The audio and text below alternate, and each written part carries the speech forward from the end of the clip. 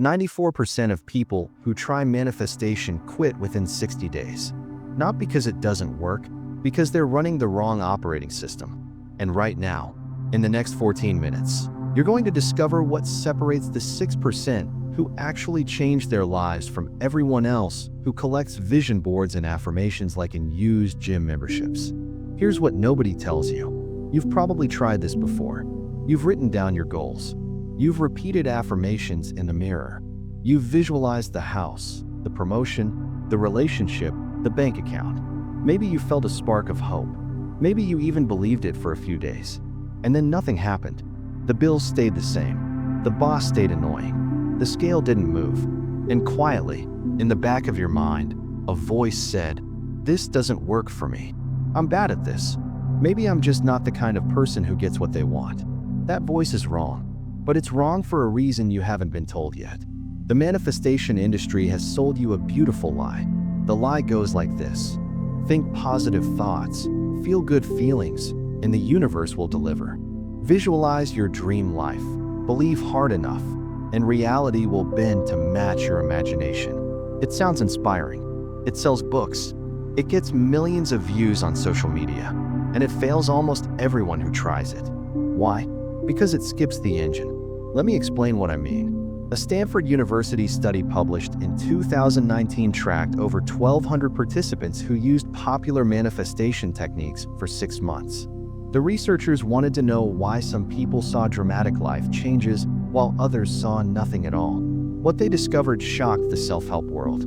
The difference wasn't about how often people visualized. It wasn't about how positive their affirmations were. It wasn't about belief intensity or emotional commitment. The difference came down to one factor: identity congruence. The people who succeeded had shifted who they believed themselves to be before they started the techniques. The people who failed were running powerful software on an incompatible operating system. Think about that for a moment. You can have the most advanced manifestation techniques in the world. You can visualize with perfect clarity. You can script your future in vivid detail. You can repeat affirmations until your throat goes dry. But if your underlying identity says, "I'm not the kind of person who gets promoted, I'm not the kind of person who has healthy relationships, I'm not the kind of person who makes real money," then every technique you use gets filtered through that identity. And the filter rejects the results. This is the first thing you need to understand. Manifestation is not about acquiring techniques. It's about upgrading your operating system. And here's the uncomfortable truth. Most manifestation content gives you apps to download, while ignoring the fact that your operating system can't run them. Average people collect techniques. They read another book, watch another video, try another method. They're always searching for the one secret that will finally make it click. They jump from visualization to scripting to affirmations to gratitude journals to subliminals to frequency audios. Each new technique brings a spike of hope followed by the same familiar disappointment. Elite performers do something completely different. They start with identity. Before they visualize anything, they ask, who is the person who already has this result? What does that person believe about themselves? How does that person move through the world? And then they work backward from that identity to choose the specific techniques that reinforce it. The difference sounds subtle. It's not. It's the difference between painting a masterpiece and painting on a canvas that's already been covered in black ink. Let me give you a concrete example. Say you want to manifest a promotion at work. The average approach goes like this. Visualize yourself in the corner office. Affirm that you deserve success. Feel the emotions of having the title and the salary, and wait for the universe to arrange the circumstances. This approach occasionally works by accident. But for most people, here's what actually happens internally.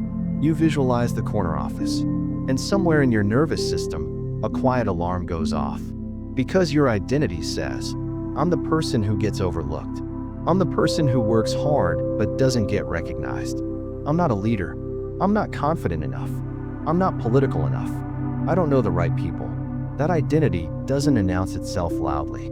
It operates in the background, like malware you don't know you've installed. And every time you try to run a manifestation technique, the malware intercepts it. The visualization feels hollow. The affirmation feels like a lie you're telling yourself. The positive emotions feel forced and fake. And your behavior stays exactly the same because nothing in your core operating system has changed. Now here's what elite performers do instead. They recognize that the promotion isn't really about the title or the money. The promotion is about becoming a different person. So before they touch any technique, they ask themselves, what would I have to believe about myself to make this promotion feel inevitable? What identity would I need to hold? And they start there. They examine their current beliefs. They look for evidence that contradicts the old identity. They deliberately practice thinking, speaking, and acting as the person who already has the result. The techniques come later, and when they do, they work. Because the operating system can finally run the software. This is the manifestation engine I'm going to teach you in this audiobook. It's not a collection of 27 random techniques thrown together. It's a system, a sequence, a precise order of operations that takes you from where you are now to where you want to be. And the sequence looks like this: identity, then attention, then emotion, then action. In that order. Always in that order. Most people reverse it. They try to take action first, hoping the action will create the emotion, hoping the emotion will shift their attention, hoping eventually their identity will catch up. It doesn't work. You can't outrun your operating system. Duke University's Behavioral Psychology Lab demonstrated this in a 2021 study on habit formation. Participants who tried to build new habits without first addressing their self-concept had a 73% failure rate within 30 days. Participants who spent just 10 minutes daily reinforcing a new identity related to the habit had only a 19% failure rate. Same habits, same techniques, radically different results. The only variable was whether identity came first. So here's what I want you to take from this chapter. Everything you've tried before, the vision boards, the affirmations, the scripting, the visualization, the gratitude practices, none of it was wrong. The techniques are real. They work, but they work the way a key works, only if it's inserted into the right lock. The lock is your identity. And if you've been struggling to manifest the results you want, it's not because you're broken. It's not because you don't deserve good things. It's not because the universe has forgotten about you. It's because you've been trying to unlock a door with a key that doesn't fit yet. In this audiobook, you're going to learn 27 specific techniques. But more importantly, you're going to learn how to change the lock first. You're going to learn how to upgrade your operating system so that every technique you apply actually takes root and produces results. You're going to learn how to identify the invisible resistance that's been blocking you, the fear, the guilt, the unworthiness that runs silently in the background. You're going to learn how to reset your nervous system so that new beliefs don't feel like lies. You're going to learn how to build evidence for a new identity, stack that evidence daily, and watch your external reality shift to match your internal transformation. And you're going to learn a simple protocol, 3 techniques, 30 days, measurable results, not 27 things to do at once, not an overwhelming list that makes you feel behind before you start. 3 techniques, chosen specifically for where you are right now, run consistently for 30 days. By the end of this audiobook, you won't just know more about manifestation. You'll be a different person. The kind of person who doesn't chase results, but attracts them. The kind of person who doesn't hope for change, but creates it. The kind of person who looks back at their old self and barely recognizes that frustrated, stuck, technique-hopping version. Because here's the real secret nobody wants to tell you. You don't manifest what you want. You manifest who you are. Change the who, and the what follows automatically. But here's the real question, and this is where most people get it catastrophically wrong. How do you know what you actually want? Not what you think you should want. Not what looks good on paper. Not what would impress other people. What you actually, genuinely, deep in your bones want. Because if you're chasing the wrong target, even the best system in the world will take you somewhere you don't want to be. And in the next chapter, you're going to learn why clarity isn't just helpful. It's the first and most essential technique in the entire manifestation toolkit. Without it, everything else falls apart. Let's keep going. Chapter 2. Clarity is the first technique. 3 billion people on this planet want more money. Ask them how much, and watch them freeze. That pause, that vague hesitation, is the exact reason most manifestation fails before it even starts. And in the next 12 minutes, you're going to fix this problem permanently. Here's a question that sounds simple but isn't. What do you want? Not what sounds good, not what you're supposed to want, not what would make your parents proud or your friends jealous. What do you actually want? If your answer includes words like more, better, happier, successful, or abundant, you have a problem. Not a small problem, a fatal one, because vague desires produce vague results. And the universe doesn't respond to fuzzy requests any more than a GPS responds to the destination somewhere nice. Let me show you what I mean. A Harvard Business School study tracked MBA graduates over 10 years. At graduation, researchers asked each student a single question. Do you have clear, written goals for your future? Only 3% had written specific goals. 13% had goals in their heads, but nothing written. The remaining 84% had no specific goals at all, just general desires to be successful and happy. 10 years later, the researchers checked back. The 13% with unwritten goals earned twice as much as the 84% with no goals. But here's the number that should stop you cold.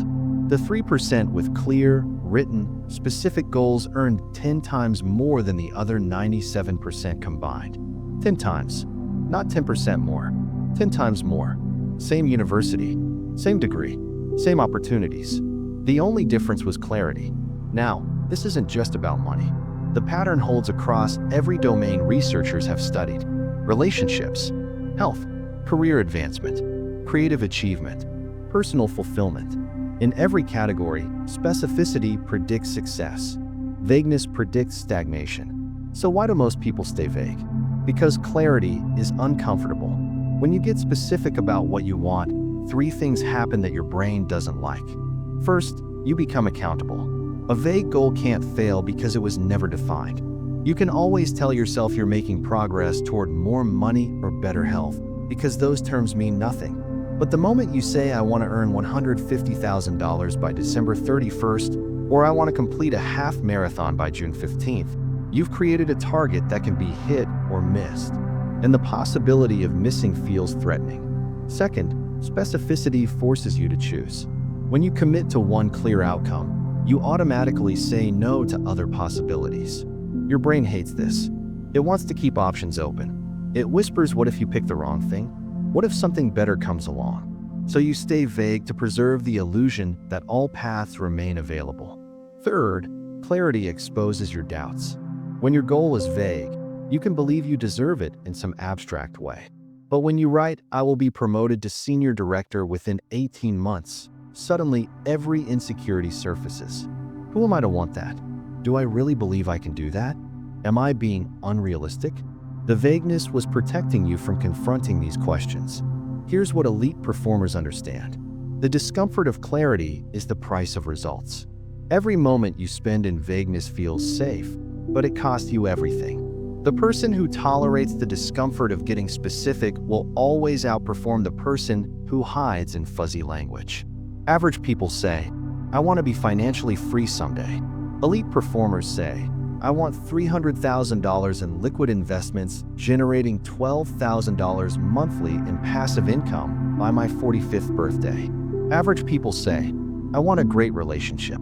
Elite performers say, I want a committed partnership with someone who shares my values around family, adventure, and personal growth, and I want to meet this person within the next 12 months.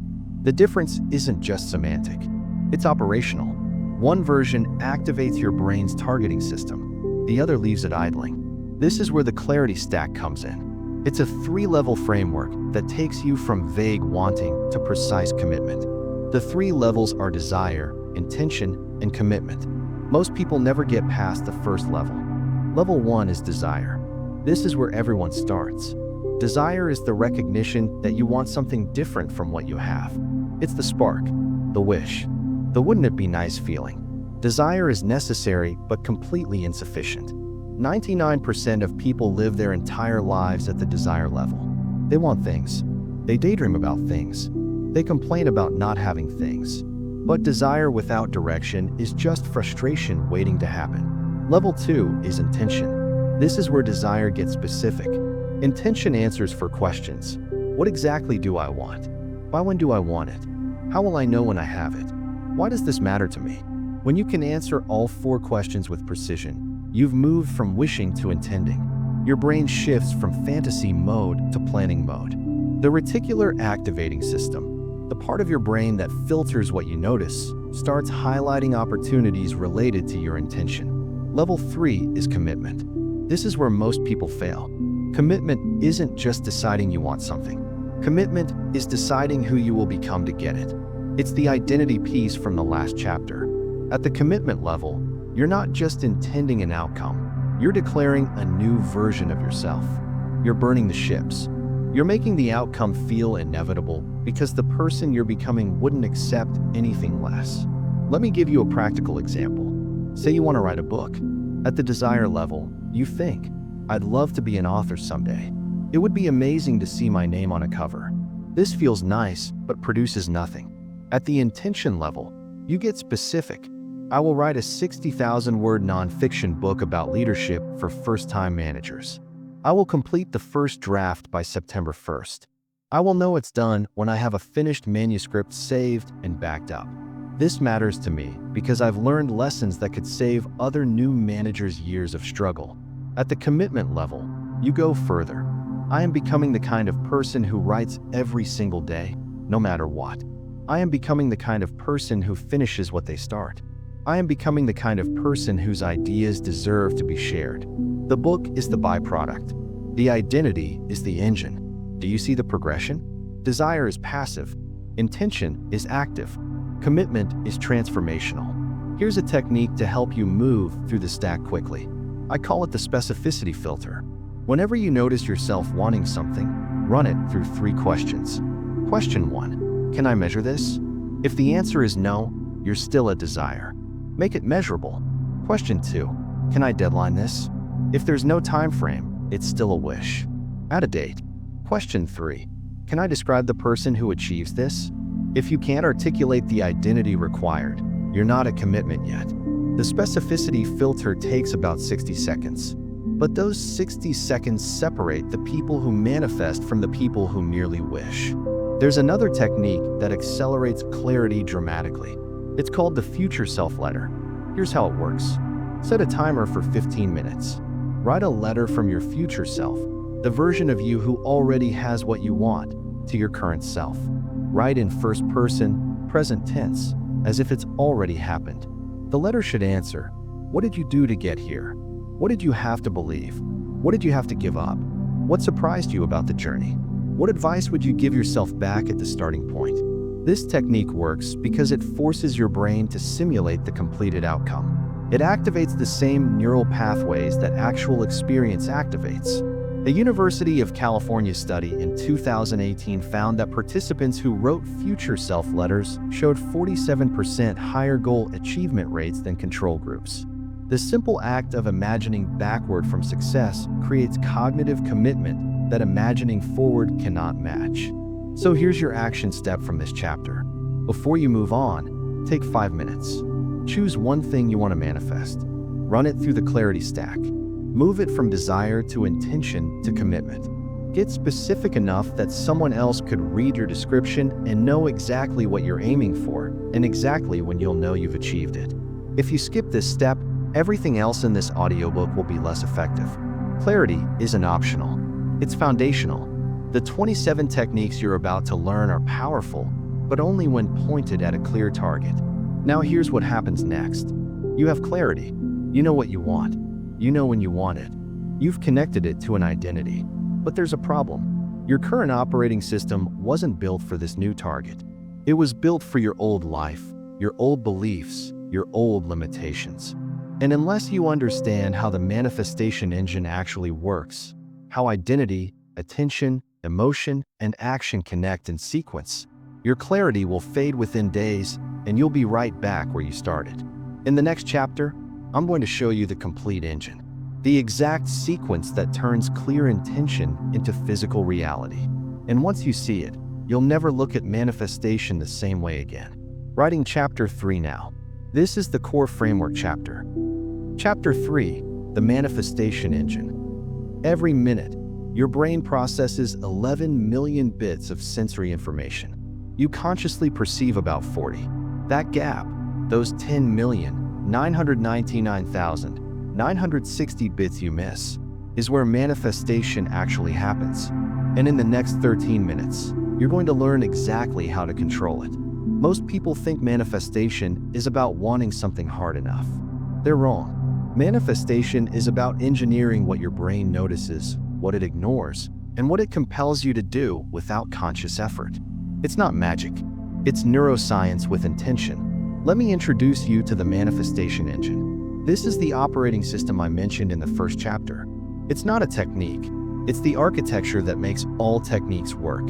The engine has 4 components that must run in sequence: identity, attention, emotion, action. Miss one, skip one, reverse one, and the whole system breaks down. Let's start with identity because everything else flows from it. Your identity is not your name, your job title, or your relationship status. Your identity is the collection of beliefs you hold about who you are. It's the story you tell yourself about yourself. And here's what makes it so powerful. Your brain will move heaven and earth to prove your identity story true. This isn't motivation. It's mechanism.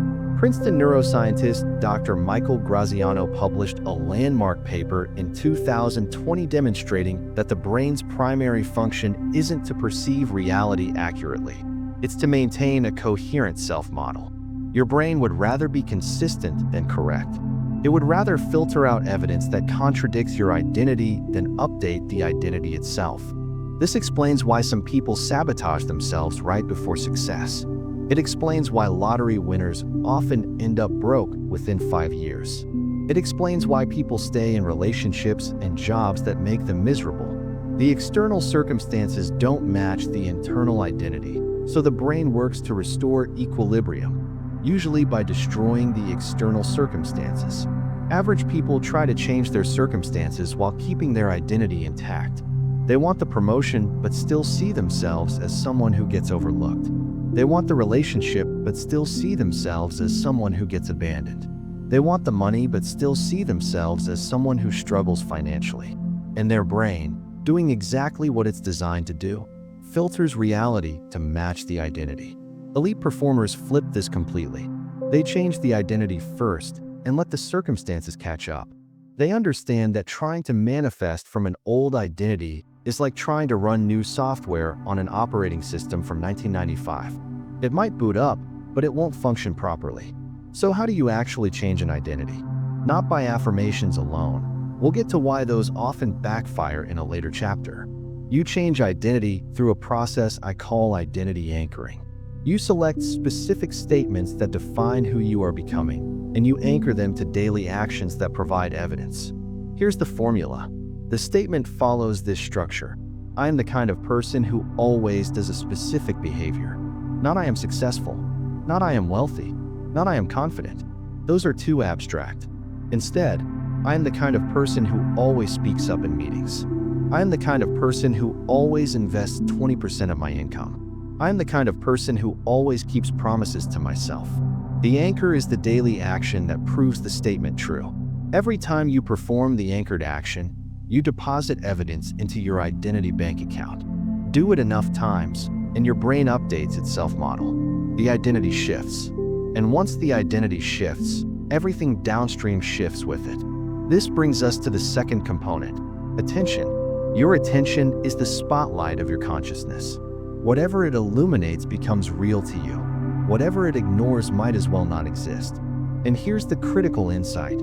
Your identity determines where your attention goes automatically. Remember those 11 million bits of information? Your brain uses your identity as a filter to decide which 40 bits reach conscious awareness. If your identity says I'm bad with money, your brain highlights every bill, every unexpected expense, every financial stress, while ignoring opportunities, windfalls, and evidence of abundance. If your identity says I'm unlucky in love, your brain highlights every rejection, every flaw in potential partners, every reason relationships fail, while ignoring signals of interest, moments of connection, and evidence that you're lovable. You don't choose this filtering consciously. It happens automatically, below awareness, millions of times per second. This is why positive thinking alone doesn't work. You can consciously think positive thoughts while your unconscious attention system highlights everything negative. The conscious mind is a rowboat. The unconscious attention system is an ocean current. Guess which one determines where you end up? The technique for managing attention is called observer mode. Here's how it works. Several times per day, you pause and ask yourself, what is my brain highlighting right now? What am I noticing? What am I ignoring? You don't judge. You don't try to change it immediately. You just observe. This simple practice creates a gap between stimulus and response. It weakens the automatic filtering. It gives you a moment of choice. Over time, observer mode trains your brain to notice what serves your new identity rather than what confirms your old one. A University of Wisconsin study on attention training found that participants who practiced observational awareness for just 8 minutes daily showed measurable changes in attentional bias within 2 weeks. Their brains literally began highlighting different information. Same environment, same circumstances, different perception, different reality. The third component is emotion. Emotion is not the goal of manifestation. It's the fuel. Your emotional state determines the intensity of your attention and the likelihood of your action. But here's where most manifestation teaching goes wrong. They tell you to feel the emotion of already having what you want. For most people, this creates resistance rather than alignment. Think about it. If you're struggling financially and someone tells you to feel abundant, what happens? Your nervous system recognizes the gap between your current reality and the feeling you're trying to generate. It interprets this gap as a threat. Stress hormones release. The feeling of abundance becomes associated with anxiety and phoniness. You end up worse than when you started. Elite performers handle emotion differently. They don't try to feel the end result. They focus on feeling forward, generating the emotion of momentum, of progress, of moving toward the outcome. This is neurologically achievable because it doesn't require your brain to pretend reality is different than it is. It only requires your brain to anticipate positive change. And brains are designed to anticipate. The technique here is called emotional calibration. Instead of forcing the emotion of having, you cultivate the emotion of becoming. You ask yourself, how would I feel if I knew this outcome was inevitable? Not if I had it now, if I knew it was coming. That subtle shift makes the emotion accessible. It feels true rather than forced. And emotions that feel true create momentum. Emotions that feel forced create resistance. The fourth component is action. This is where manifestation becomes physical. Identity shapes attention. Attention shapes emotion. Emotion fuels action. And action creates results that either confirm or challenge your identity, completing the loop. But not all action is equal. Most people either take no action, waiting for the universe to deliver, or take frantic action, hustling desperately to force outcomes. Neither works. The first produces nothing. The second produces burnout and the energetic signature of desperation, which repels the very outcomes you're chasing. The correct approach is aligned action. Aligned action comes from the identity you're stepping into, not the identity you're leaving behind. It feels natural rather than forced. It's consistent rather than sporadic.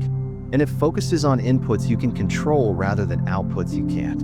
Here's how to identify aligned action. Ask yourself, what would the person who already has this result do today? Not someday. Today. Not a massive action. A single small action. Then do that action. Tomorrow, ask again. Do the next action. This compounds. A Carnegie Mellon study on goal achievement found that participants who took daily micro-actions aligned with a future identity were 340% more likely to achieve their goals than participants who took sporadic large actions. Small and consistent beats big and irregular every time. The engine doesn't need rocket fuel. It needs steady combustion. So let's put the whole engine together. Identity creates the filter. Attention highlights what matches the filter. Emotion fuels movement toward what you're highlighting. Action produces results. Results feed back into identity, either strengthening the new one or reinforcing the old one. This is why random techniques don't work. Visualization without identity work is just daydreaming. Affirmations without attention training are just words. Emotional practices without action are just feelings. And action without the other three is just hustle. The engine must run complete. Identity first, always. Then attention. Then emotion. Then action. Then loop back to identity with new evidence. In the chapters ahead, I'm going to give you 27 specific techniques organized around this engine. Techniques for identity work. Techniques for attention training. Techniques for emotional calibration. Techniques for aligned action. And a simple 30-day protocol that integrates 3 of them into a daily practice. But before we get to techniques, we need to address something that stops most people cold. It's called invisible resistance. It's the fear, the guilt, the unworthiness, the I don't deserve this running silently in your background processes. And until you learn to reset it, every technique you try will be working against hidden opposition. In the next chapter, I'm going to show you exactly where this resistance comes from, why affirmations often make it worse, and a simple protocol to neutralize it in under 5 minutes. This is the piece most manifestation teachers skip entirely, and it's the reason their students stay stuck. Chapter 4. Killing Invisible Resistance. 83% of people who repeat positive affirmations daily feel worse about themselves after 30 days. Not better, worse. And the reason why will change everything you think you know about rewiring your mind. You've probably been told that affirmations work through repetition. Say it enough times and you'll believe it. Stand in front of the mirror, look yourself in the eyes, and declare, I am worthy of success until your subconscious accepts it as truth. This advice sounds logical. It feels proactive. And for most people, it completely backfires. Here's what actually happens. You stand in the mirror. You say, I am confident and powerful. And somewhere deep in your nervous system, a voice responds, no, you're not. You know that's not true. Who are you kidding? This isn't negative self-talk you can simply override. This is your nervous system detecting a threat. And the threat it's detecting is the gap between your current self-concept and the statement you're forcing yourself to believe. A landmark study from the University of Waterloo published in 2009 tested this exact phenomenon. Researchers divided participants into 2 groups based on self-esteem. Both groups repeated the affirmation, I am a lovable person, for several minutes. The results were stunning. Participants with already high self-esteem felt slightly better, but participants with low self-esteem felt significantly worse. The affirmation didn't help them. It triggered an internal argument they couldn't win. The researchers called this the backfire effect. When an affirmation contradicts your existing self-concept too dramatically, your brain doesn't update the self-concept. Instead, it reinforces the original belief by generating counter-arguments. Every time you say, I am wealthy, while feeling broke, your brain whispers evidence to the contrary. Every time you say, I am confident, while feeling anxious, your brain reminds you of every failure. The affirmation becomes a trigger for negative rumination. This is invisible resistance. It's not a mindset problem you can think your way out of. It's a nervous system response that operates below conscious awareness. And until you address it at the nervous system level, every manifestation technique you use will be fighting an uphill battle. Let me explain what's happening biologically. Your autonomic nervous system has 2 primary modes: sympathetic and parasympathetic. Sympathetic is fight or flight, activated when your brain perceives threat. Parasympathetic is rest and digest, activated when your brain perceives safety. Manifestation, learning, creativity, and belief change all require parasympathetic activation. Your brain literally cannot update its programming while it's in threat mode. Now here's the problem. For most people, attempting to change their identity triggers sympathetic activation. The brain interprets identity change as dangerous. From an evolutionary perspective, this makes sense. Your current identity, no matter how limiting, has kept you alive so far. Changing it is a risk, unknown territory, potential death, as far as your ancient survival brain is concerned. So when you try to affirm a new identity, I am successful, I am worthy, I am abundant, your nervous system sounds the alarm. Heart rate increases, breathing shallows, stress hormones release. And in this state, your brain becomes more rigid, not more flexible. It clings harder to existing beliefs rather than entertaining new ones. Average people try to push through this resistance with willpower. They repeat affirmations louder. They visualize harder. They tell themselves to just believe. And they wonder why nothing changes despite all their effort. Elite performers take a completely different approach. They regulate the nervous system first, before attempting any belief work. They understand that you cannot install new software while the system is in emergency mode. You have to signal safety before you can signal change. This is the resistance reset protocol. It takes between 2 and 5 minutes, and it should be performed before any affirmation practice, visualization session, or identity work. The protocol has 3 steps: ground, breathe, and bridge. Step 1 is ground. Physical grounding interrupts the sympathetic response by bringing attention into the body and the present moment. The simplest method is the 5-4-3-2-1 technique. Notice 5 things you can see. For things you can physically feel: the chair beneath you, your feet on the floor. 3 things you can hear, 2 things you can smell, 1 thing you can taste.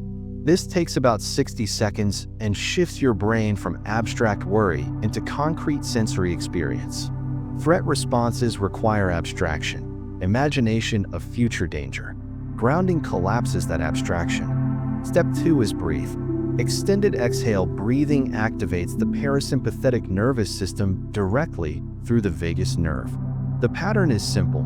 Inhale for 4 counts, hold for 4 counts, exhale for 8 counts. The exhale must be longer than the inhale. This signals your brain that there is no immediate threat. You wouldn't breathe this slowly if you were being chased by a predator. 4 to 6 breath cycles, about 90 seconds total, measurably shifts your physiological state. Heart rate variability improves. Cortisol decreases. The conditions for belief change become possible. Step 3 is bridge. This is where the belief bridge technique comes in. Instead of jumping from your current belief to a dramatically different affirmation, you create a bridge statement that your nervous system can accept. The bridge statement acknowledges where you are while opening the door to where you're going. Here's the structure. Instead of "I am confident," which might trigger resistance, you say, "I am learning to feel more confident each day." Instead of "I am wealthy," you say, "I am open to new ways of creating abundance." Instead of "I am worthy of love," you say, "I am beginning to see evidence that I deserve connection." These bridge statements work because they don't ask your brain to accept something it considers false. They ask your brain to accept the possibility of change, which is always true. You can always be learning. You can always be open. You can always be beginning. These statements slip past the resistance because they don't trigger the contradiction alarm. Over time, as you accumulate evidence for the bridge statement, you can upgrade it. "I am learning to feel confident" becomes "I am noticing my confidence growing" becomes "I am a confident person." The progression might take weeks or months, but it actually works. The direct approach might feel faster, but it usually produces nothing except frustration and backfire. There's a third technique for handling resistance that addresses a specific type of block: unworthiness. Many people carry a deep, often unconscious belief that they don't deserve good things. This isn't logical. It was usually installed in childhood through experiences they didn't choose and couldn't control. But it operates like a silent filter, rejecting any outcome that exceeds the worthiness threshold. The technique is called safety signal. It works by directly communicating with the protective part of your psyche, the part that created the unworthiness block in the first place. That part isn't malicious. It's trying to keep you safe. At some point, it learned that wanting too much, receiving too much, or being too visible was dangerous. Maybe you were criticized for success. Maybe you saw someone else punished for standing out. Maybe you learned that staying small kept you safe from disappointment or rejection. The safety signal technique goes like this. Close your eyes after completing the ground and breathe steps. Speak internally to the protective part. "I know you're trying to keep me safe. Thank you for protecting me all these years. I want you to know that it's safe now to receive good things.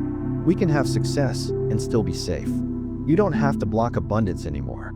This might sound strange, but there's solid psychological research behind it. Internal family systems therapy, developed at Harvard and now used in trauma treatment worldwide, has demonstrated that directly addressing protective parts of the psyche produces faster and more lasting change than trying to override them with willpower. The combination of resistance reset before affirmations, belief bridge statements instead of contradictory affirmations, and safety signal work for unworthiness creates a completely different relationship with manifestation techniques. Instead of fighting yourself, you're working with yourself. Instead of triggering resistance, you're dissolving it.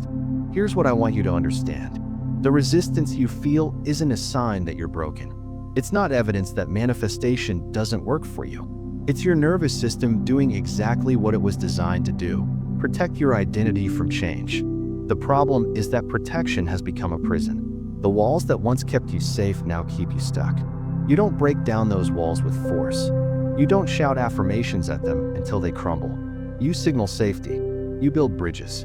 You work with your neurobiology instead of against it. And gradually, gently, the walls come down on their own because they're no longer needed. Now that you understand how to clear resistance, you're ready for the techniques themselves. We're going to start with one of the most powerful and most misunderstood practices in manifestation: visualization. You've probably tried it before. You've probably been disappointed by the results. And that's because almost everything you've been taught about visualization is incomplete. In the next chapter, I'm going to show you why most visualization is just elaborate daydreaming, and how to transform it into a precision tool that actually rewires your brain for success. Chapter 5: The Visualization Upgrade. Olympic athletes who visualize their performance improve almost as much as athletes who physically practice. But people who visualize winning the lottery don't win any more often than people who don't visualize at all. Same brain, same technique, completely different results. The difference will transform how you use your imagination forever. Visualization is probably the most famous manifestation technique in existence. Every self-help book mentions it. Every success guru recommends it. Close your eyes, imagine your dream life, feel the emotions, and watch reality shift to match. Simple, powerful, and for most people, completely ineffective. Here's why. There are two fundamentally different types of visualization, and only one of them changes anything. The first type is fantasy visualization. This is what most people do. You imagine a beautiful outcome: the house, the car, the relationship, the bank account, and you enjoy the pleasant feelings that come with the daydream. It feels good in the moment. It provides temporary escape from current circumstances, and it produces exactly zero results.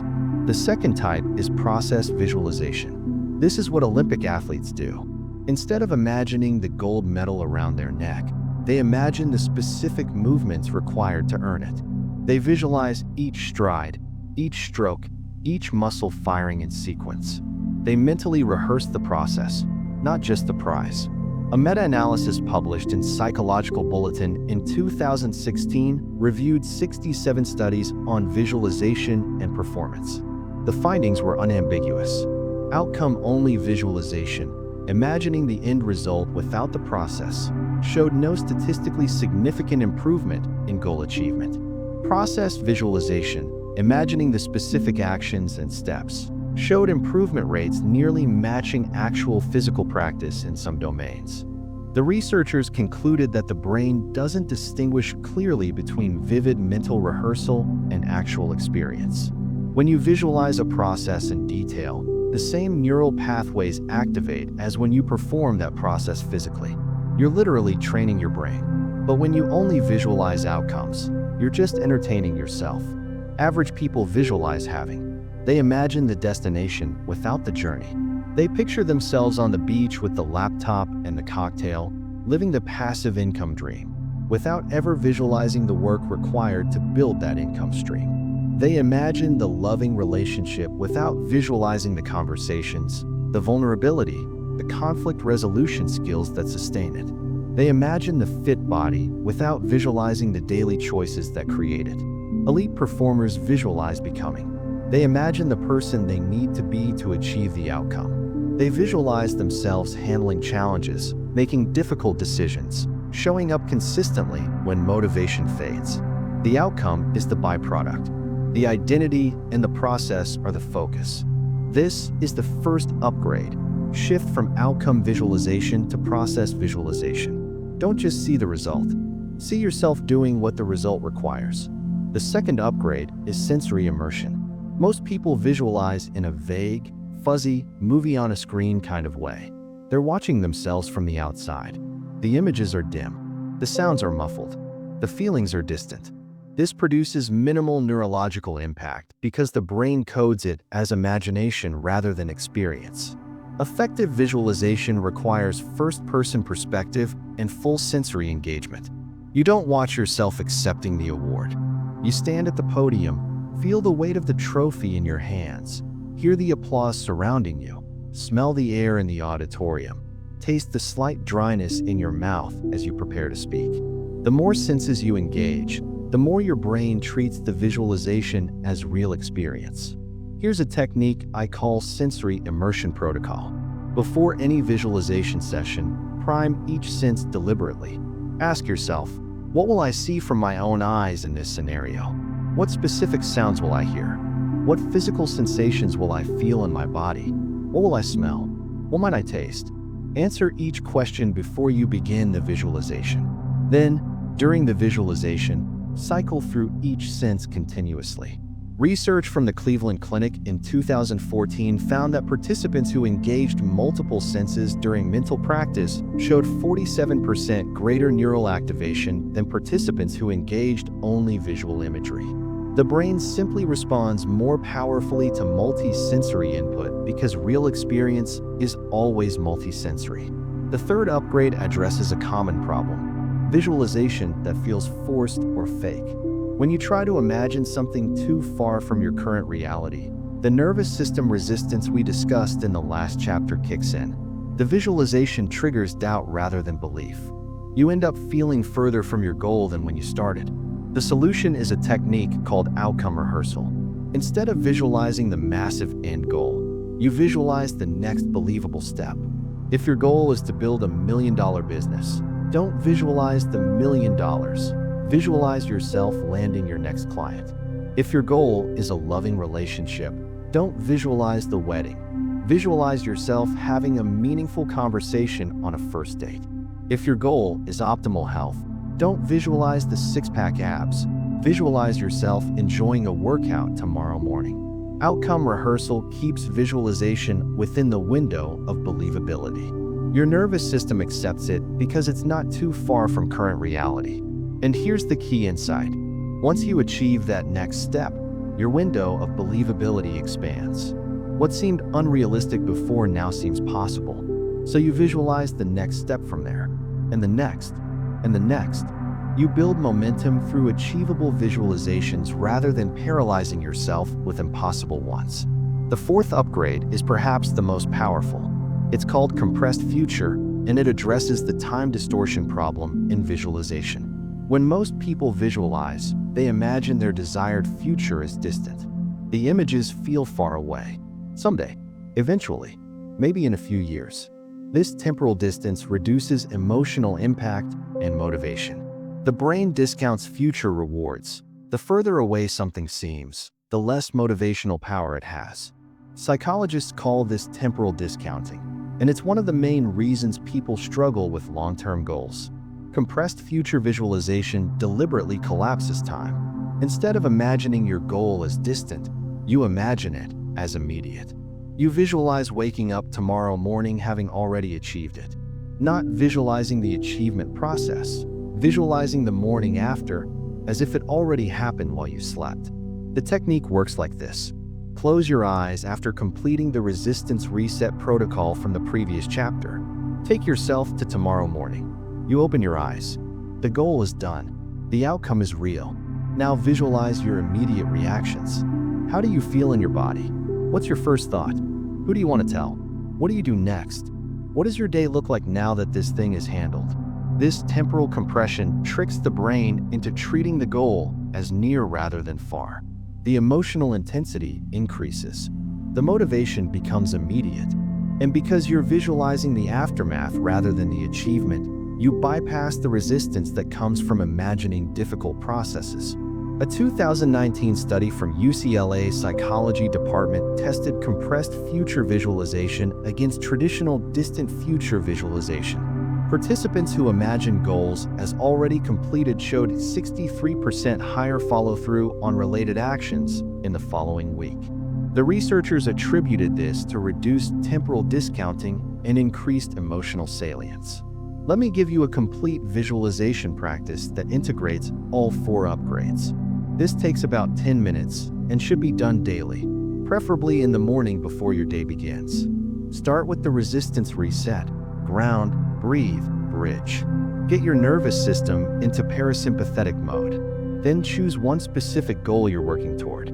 Identify the next believable step toward that goal, not the final outcome, just the next step.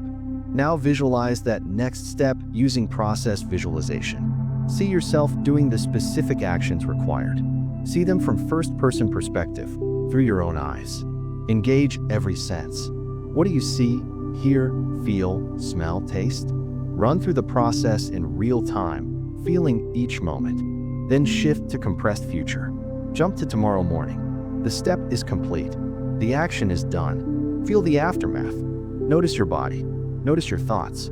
Notice how your identity has slightly shifted because you're now the person who did that thing. Finally, open your eyes and ask yourself, what's one micro action I can take in the next 2 hours that moves me toward what I just visualized? Visualization without action is fantasy. Visualization followed by immediate action is transformation. This practice alone, done consistently for 30 days, will produce more results than years of vague daydreaming about outcomes. Because you're not just imagining a different life, you're training your brain to recognize and pursue the specific steps that create it. Now visualization is powerful, but it's only one channel to the unconscious mind. The other major channel is language. The words you use, out loud and silently, shape your identity just as powerfully as the images you hold.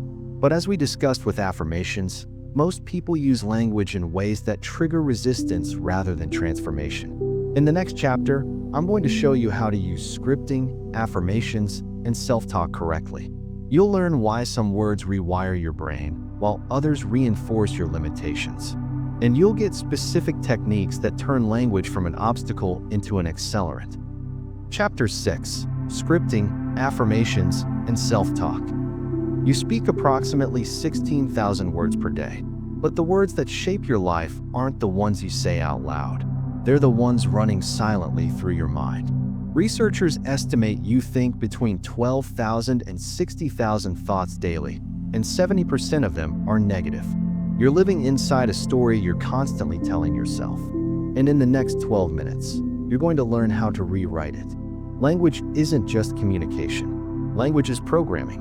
Every sentence you think or speak reinforces neural pathways in your brain. Repeat a phrase enough times, and it becomes automatic, a background program running without your conscious awareness. This is why self-talk matters so much. You're not just describing reality with your words, you're creating it. But here's where most people go wrong. They try to change their programming with words that their brain immediately rejects. We covered the affirmation backfire effect in Chapter 4. Now let's go deeper into how language actually rewires the mind and how to use it correctly. The first principle is believability. Your brain has a built-in authenticity detector. When you speak or think something that contradicts your current self-concept, the detector flags it as false. Instead of accepting the new programming, your brain generates counter-evidence. The affirmation becomes an argument you lose. This is why I am a millionaire doesn't work for someone struggling to pay rent. The gap is too large. The authenticity detector rejects it instantly. But this doesn't mean affirmations are useless. It means they need to be designed correctly. Belief bridge affirmations work because they respect the authenticity detector. Instead of stating an outcome as already true, they state a direction as currently active. The structure is, I am becoming, I am learning, I am opening to, I am in the process of. These statements are always true because you can always be in process. Your brain accepts them because there's nothing to argue with. Compare these pairs. Standard affirmation, I am wealthy. Belief bridge version, I am becoming more financially intelligent every day. Standard affirmation, I am confident. Belief bridge version, I am learning to trust myself in new situations. Standard affirmation, I am in perfect health. Belief bridge version, I am taking better care of my body with each choice I make. The belief bridge versions don't trigger resistance because they describe a trajectory, not a destination. And here's the key insight from neuroscience. The brain doesn't clearly distinguish between being something and becoming something.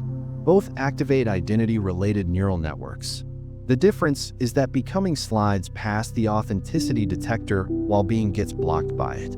A 2017 study from the University of Pennsylvania tested graduated affirmations against standard affirmations in participants with low self-esteem. The graduated group, using phrases like I am working toward and I am capable of improving, showed measurable increases in self-efficacy.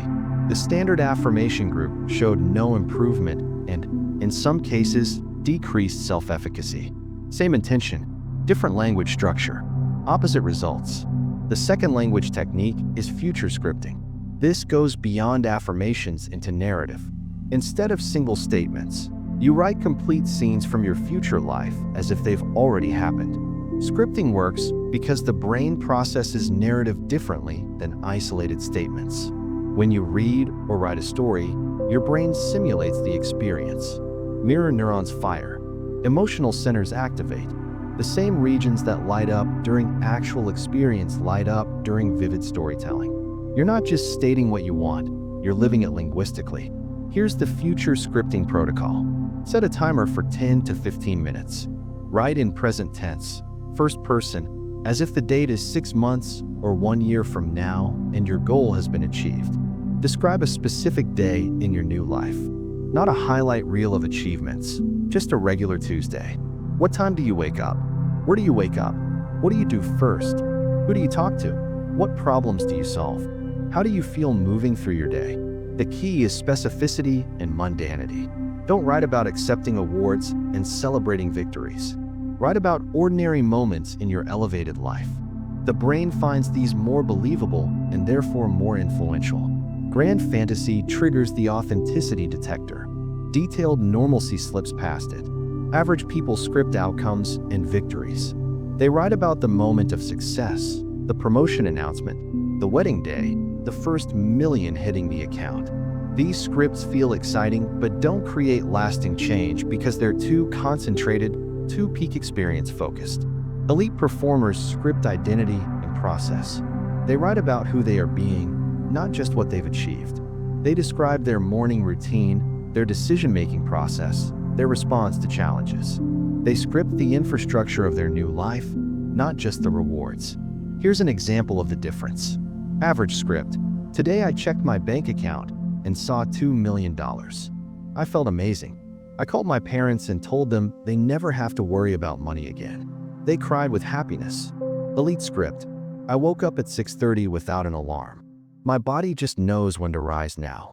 I spent 20 minutes with my journal before checking any devices.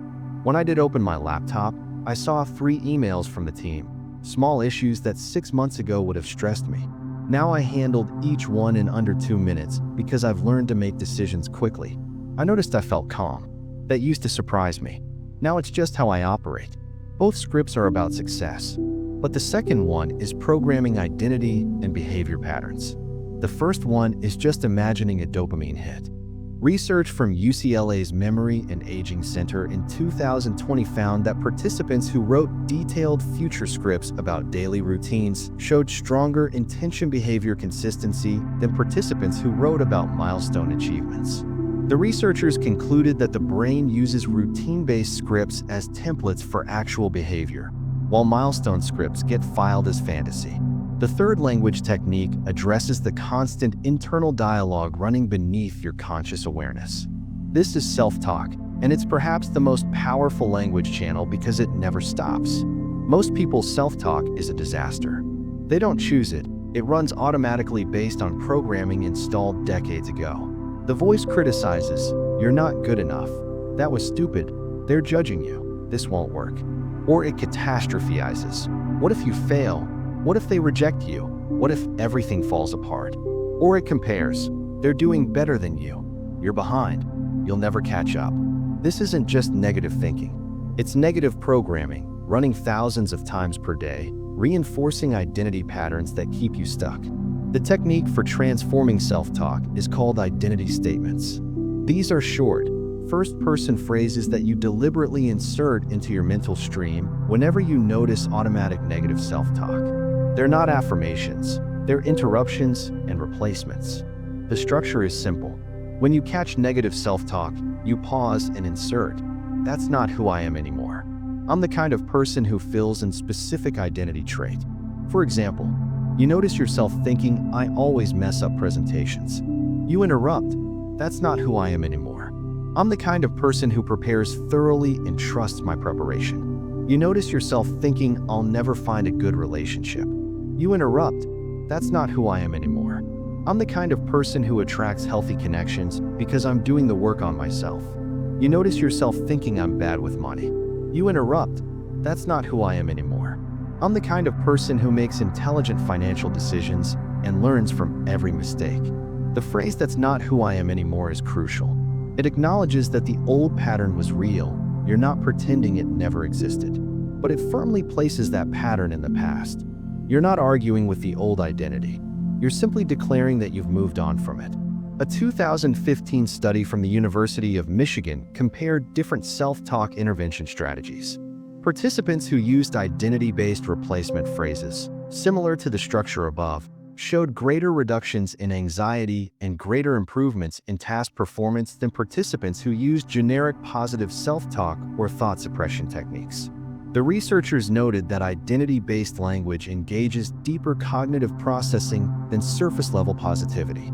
Here's how to implement all three techniques into a daily practice.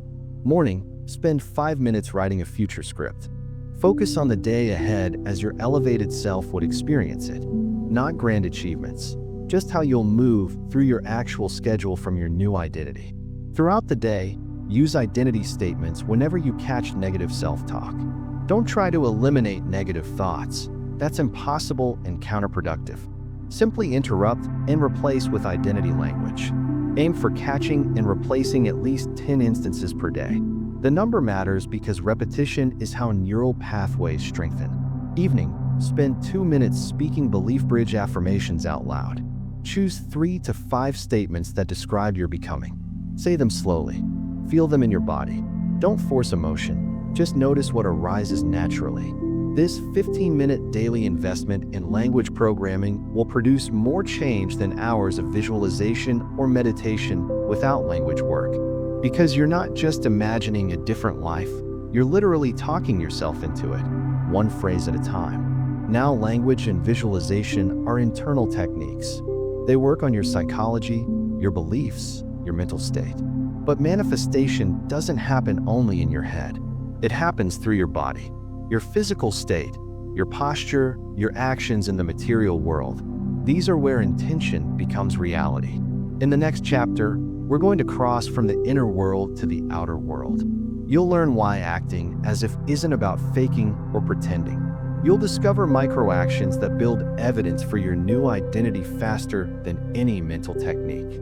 And you'll understand why most people who visualize and affirm still don't change, because they never let the transformation reach their muscles and their minutes. Chapter 7: Embodiment and Micro-Actions.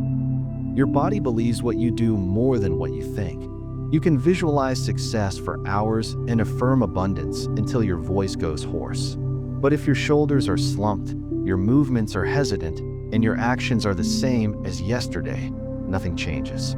Because manifestation doesn't live in your head.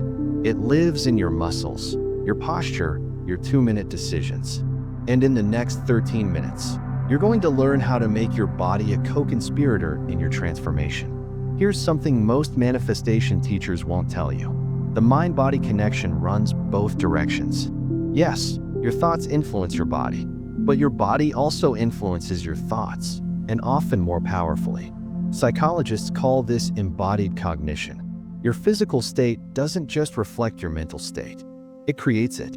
A famous study from Harvard Business School in 2010 demonstrated this dramatically. Researchers had participants hold either high-power poses, expansive, open, space-claiming postures, or low-power poses, contracted, closed, protective postures, for just 2 minutes. Then they measured hormone levels and behavioral outcomes. The results were striking. Participants who held high-power poses showed a 20% increase in testosterone and a 25% decrease in cortisol. They reported feeling more powerful and confident. And in subsequent risk-taking tasks, they were significantly more likely to take action. 2 minutes of posture changed their biochemistry, their psychology, and their behavior. The low-power pose group showed the opposite pattern. Testosterone dropped. Cortisol increased. They felt less confident and took fewer risks. Same people, same capabilities, different postures, different outcomes. This is why acting as if isn't just psychological pretense. It's biological intervention. When you move your body like someone who has achieved your goal, you trigger the hormonal and neurological patterns associated with that achievement. You're not faking confidence. You're manufacturing it through physical state. Average people try to feel confident before taking confident action. They wait for the emotion to arrive, and when it doesn't, they stay stuck. They believe the sequence is, feel it, then do it. So they keep working on their feelings through visualization and affirmation, hoping eventually they'll feel ready to act. Elite performers reverse the sequence. They understand that action creates feeling more reliably than feeling creates action. They move first. The emotion follows. They don't wait to feel confident. They do confident things and let the confidence catch up. This is the first embodiment principle. Physiology before psychology. Change your body first. Your mind will follow. The technique is called posture anchors. You identify 2 or 3 physical postures that represent the identity you're stepping into, and you practice them deliberately throughout the day. Not for 2 minutes once, for 30 seconds many times. Here's how to create your posture anchors. Think about the person you're becoming. How does that person stand? How do they sit? How do they walk into a room? How do they hold their head, their shoulders, their hands? Get specific. Then practice those postures deliberately. For example, if your goal relates to confidence and leadership, your anchors might include standing with feet shoulder-width apart and hands on hips for 30 seconds before important meetings, walking with slightly longer strides and eyes forward rather than down, sitting with an open chest and uncrossed arms during conversations. Every time you assume the anchor posture, you trigger the associated neurological patterns. Do this 10 times per day, and you're running 10 mini interventions on your nervous system. Over weeks, the posture becomes automatic, and with it, the state becomes automatic. The second embodiment principle is even more important.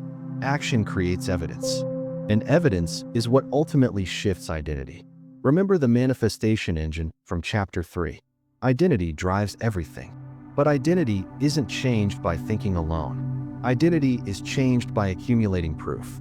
Every time you act in alignment with your new identity, you deposit evidence into your psychological bank account. Enough deposits, and your brain updates its self-concept. You become the person you've been practicing being. This is where micro-action triggers come in. Most people think change requires big actions, dramatic moves, massive efforts, complete overhauls. This belief keeps them stuck because big actions feel overwhelming, and overwhelm leads to avoidance. The truth is that tiny actions, performed consistently, change identity faster than occasional big actions. A 2012 study from Stanford's Persuasive Technology Lab found that behaviors lasting less than 2 minutes were 400% more likely to become habitual than behaviors requiring more time. Small actions slip under the resistance radar. They feel too trivial to avoid. A micro-action trigger is a 2-minute or less behavior that provides evidence for your new identity. It's not about the direct results of the action. It's about what the action proves about who you are. Let me give you examples. If your new identity is someone who takes care of their health, a micro-action trigger might be: do 5 push-ups immediately after waking, drink a full glass of water before coffee, take a 1-minute walk after lunch.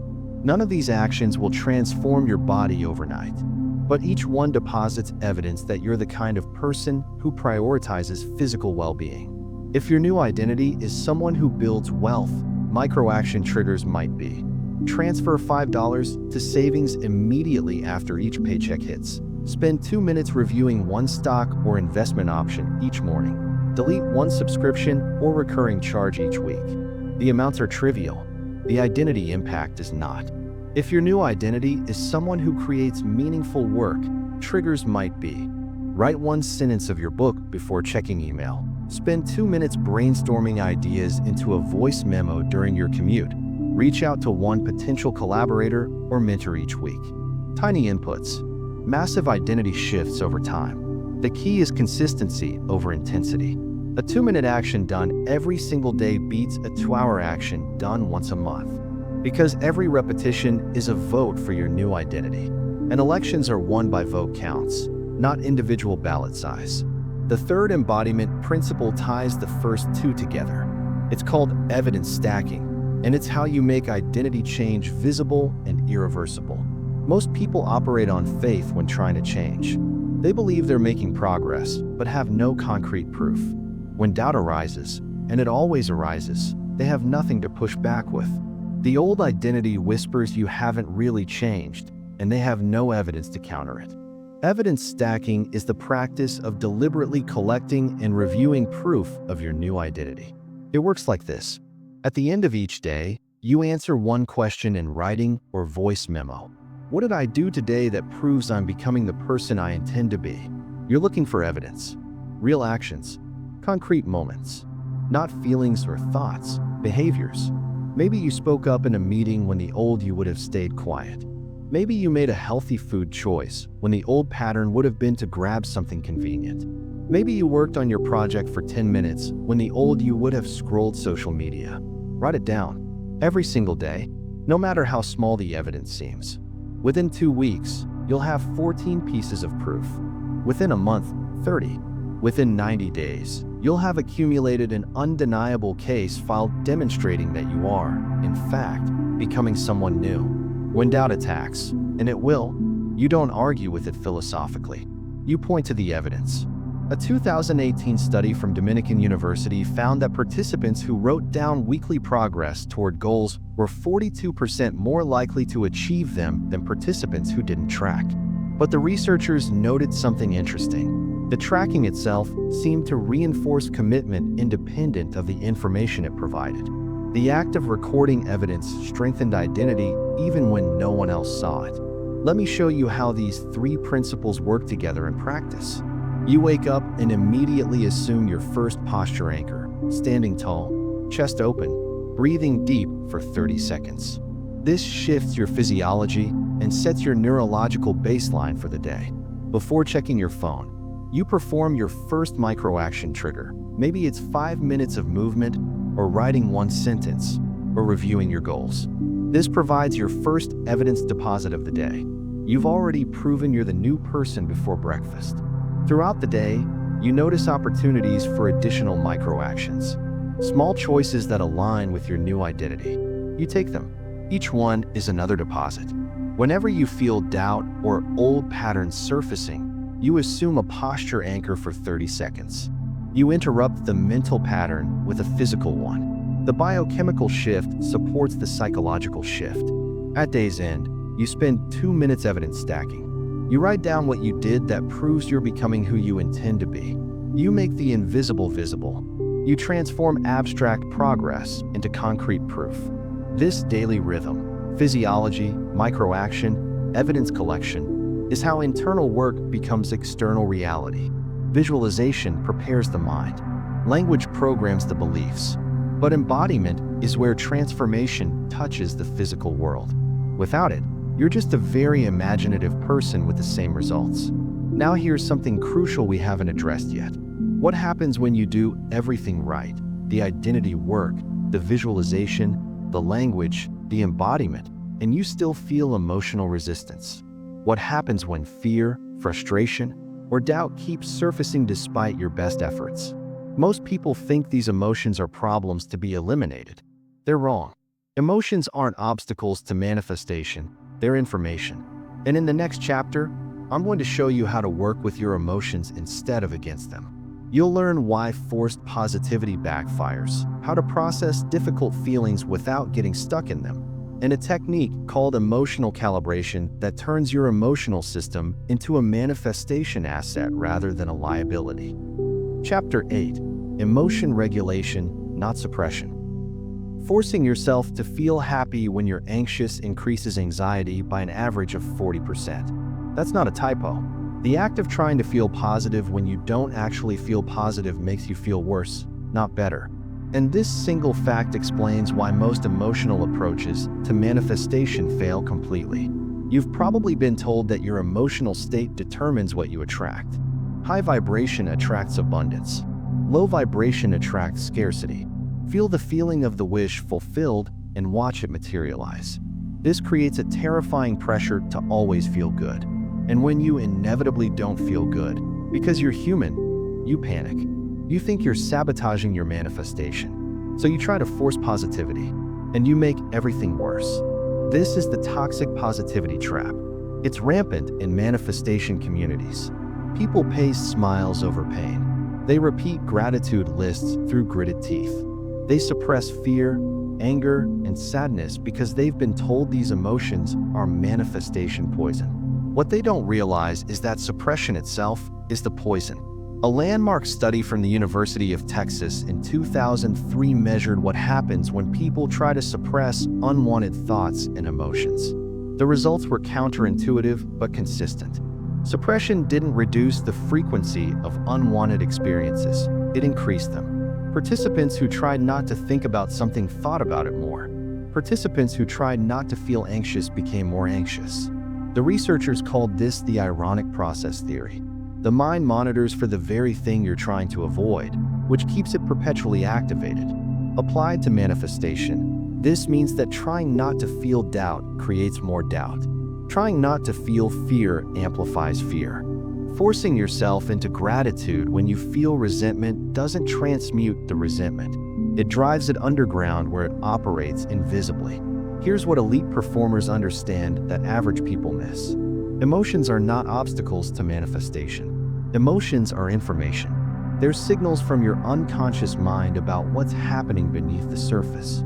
When you suppress them, you lose the information. When you work with them, you gain access to deeper truth. Average people try to control their emotions. They judge certain feelings as bad and try to eliminate them. They perform emotional bypass, pretending to feel what they think they should feel while the real feelings fester below. They treat manifestation as a performance where the goal is to maintain positive emotion at all costs. Elite performers practice emotional fluidity. They allow all emotions to arise without judgment. They extract the information the emotion provides. Then they consciously choose how to respond. They don't suppress negative feelings, they process them. And processing is what actually creates space for genuine positive states. This is the first principle of emotional mastery. Feel it to free it. Emotions that are fully felt move through you and complete their cycle. Emotions that are resisted get stuck and replay endlessly. The technique is called emotional alchemy. When a difficult emotion arises, fear, doubt, frustration, unworthiness, you don't fight it. You turn toward it. You give it full permission to be there. And you ask it a question. What are you trying to tell me? Here's the protocol. Notice the emotion arising. Name it specifically, not just negative or bad, but the precise feeling. Anxious, frustrated, sad, ashamed, located in your body. Emotions always have physical signatures. Anxiety might be chest tightness or stomach flutter. Frustration might be jaw clenching or heat in the face. Find where the emotion lives in your body. Now breathe into that location. Not to make the feeling go away, that's suppression. Breathe to give the feeling space. As you breathe, ask internally, what information do you have for me? Then listen, not with your logical mind, with your intuition. The answer often comes as an image, a memory, a sudden knowing. The emotion might be telling you that your goal isn't actually aligned with your values. It might be revealing an old wound that needs healing. It might be signaling that you're moving too fast or ignoring an important need. Whatever it reveals, that information is valuable. It's showing you where the real work is. A 2019 study from Yale's Center for Emotional Intelligence found that participants who practiced naming and locating emotions showed 31% faster emotional recovery than participants who tried to change or suppress emotions. The researchers concluded that acknowledgement itself is regulatory. You don't have to do anything to an emotion except recognize it fully for it to begin shifting. The second principle addresses the relationship between emotion and action. Most people believe they need to feel motivated before taking action. They wait for inspiration, for confidence, for the right emotional state. This is backwards, and it's why most people stay stuck. The truth is that action generates emotion more reliably than emotion generates action. You don't feel your way into acting. You act your way into feeling. This is why the embodiment work from the last chapter matters so much. Movement creates momentum. Momentum creates motivation. Not the reverse. The technique here is called feel forward. Instead of trying to manufacture the emotion of already having your goal, which often triggers resistance, you cultivate the emotion of moving toward it. These are different feelings. Having feels like completion, rest, satisfaction. Moving toward feels like momentum, anticipation, aliveness. Here's how feel forward works. Before taking any action related to your goal, ask yourself, how would I feel if I knew this action was bringing me one step closer? Not the feeling of arrival, the feeling of progress. Then let that feeling arise naturally. It's almost always accessible because it's true. Every aligned action is bringing you closer. You're not pretending anything. You're simply tuning into a reality that already exists. Research from the University of Chicago in 2015 compared participants who visualized achieving goals versus participants who visualized making progress toward goals. The progress visualization group reported higher motivation, took more action, and achieved better outcomes over a 6-week period. The achievement visualization group actually showed decreased motivation in some cases, a phenomenon researchers attributed to premature mental completion. When you feel forward, you stay in the energy of becoming rather than the fantasy of having. And becoming is where all the power lives. The third principle is perhaps the most practical. It's called state shifting, and it's about deliberately changing your emotional state when necessary, not through suppression, but through physiology and pattern interruption. Sometimes you need to shift states quickly. You have an important meeting, but you're feeling anxious. You need to make a sales call, but you're feeling discouraged. You want to work on your project, but you're feeling flat. In these moments, trying to think your way into a different state rarely works. But moving your body into a different state almost always works. Remember embodied cognition from the last chapter. Your physical state creates your emotional state. This means you can hack emotions through deliberate physiological intervention. The state shifting protocol has 3 levels. Level 1 is movement. 60 seconds of intense physical movement. Jumping jacks, dancing, shaking your body interrupts almost any emotional pattern. Your biochemistry literally cannot maintain the same emotional state while your body is moving vigorously. This isn't suppression. The difficult emotion can return after, but you've created a gap, a reset, a moment of choice. Level 2 is breath. Different breathing patterns create different emotional states. We covered extended exhale breathing for calming in Chapter 4. For energizing, the pattern reverses. Sharp inhale through the nose, relaxed exhale. 20 cycles of energizing breath will shift a flat, unmotivated state into alert readiness within 2 minutes. This is physiology, not psychology. Level 3 is environment. Sometimes the fastest state shift comes from changing your physical context. Step outside for 30 seconds. Move to a different room. Change the lighting. Put on different music. Your brain associates different environments with different states. Use those associations deliberately. A 2020 study from Stanford's Mind and Body Lab tested state-shifting interventions in participants experiencing work-related stress. The combination of brief movement plus breath work reduced reported stress levels by 54% within 5 minutes, outperforming both cognitive reframing techniques and simple distraction. The researchers noted that physiological interventions work faster than psychological ones because they bypass the cognitive loops that often maintain negative states. Let me synthesize how emotional mastery fits into your manifestation practice. You're not trying to feel good all the time. That's impossible and counterproductive. You're building a new relationship with your emotional system. When difficult emotions arise, you practice emotional alchemy. You turn toward the feeling, name it, locate it in your body, and extract its information. You feel it to free it. This prevents the suppression trap and gives you access to deeper self-knowledge. When you need to take action but don't feel like it, you practice feel forward. You tune into the emotion of progress rather than the fantasy of completion. This generates authentic motivation that supports action. When you need to shift states quickly, you use state shifting. You move your body, change your breath, alter your environment. You hack your emotional state through physiology rather than fighting it with willpower. Together, these three techniques create emotional fluidity, the ability to experience all emotions fully while maintaining the capacity to act in alignment with your goals. This is the opposite of toxic positivity. It's emotional intelligence applied to manifestation. Now you have all the core components. You understand identity and the manifestation engine. You know how to clear resistance and visualize effectively. You've learned language techniques and embodiment practices. You have tools for working with emotions instead of against them. But knowing techniques isn't the same as using them. And using them randomly isn't the same as using them systematically. In the next chapter, I'm going to give you exactly what you need to make this practical, the 3-technique protocol.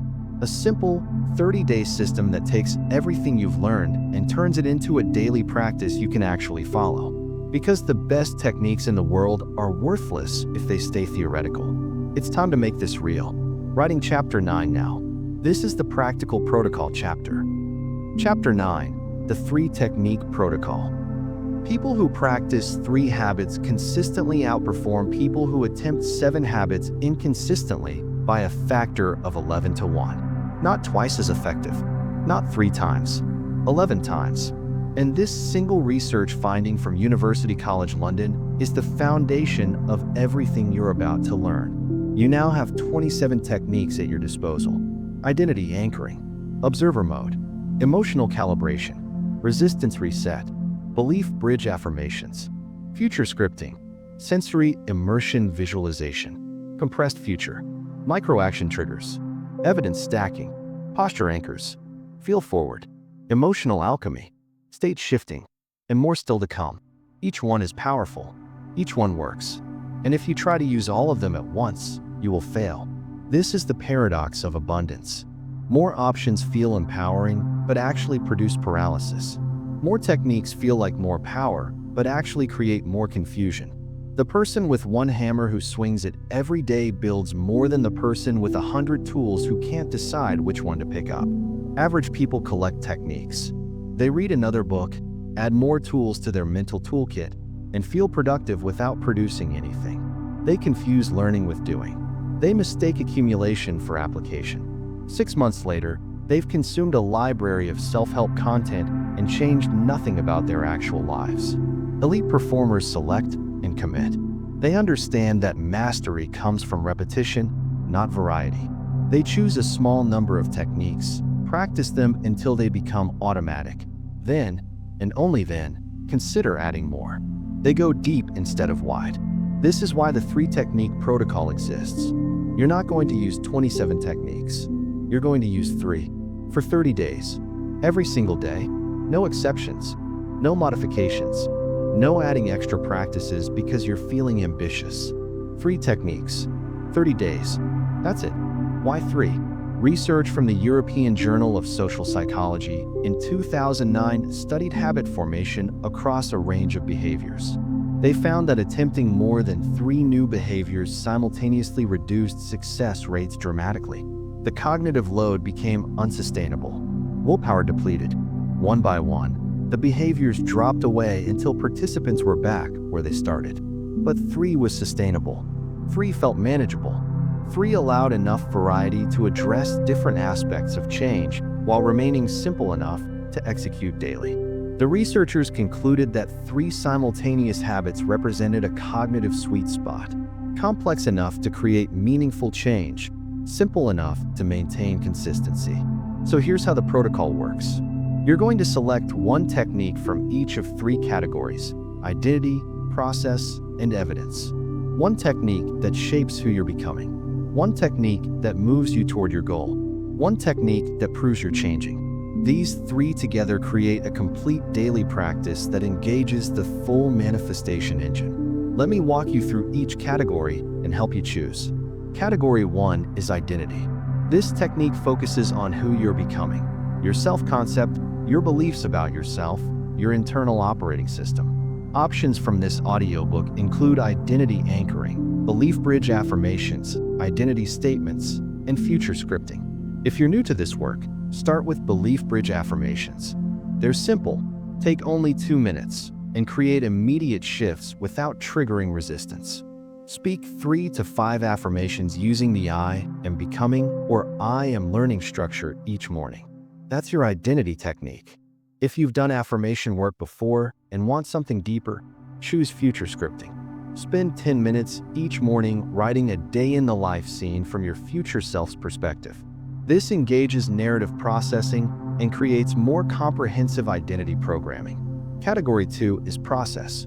This technique focuses on what you're doing, the daily actions that move you toward your goal.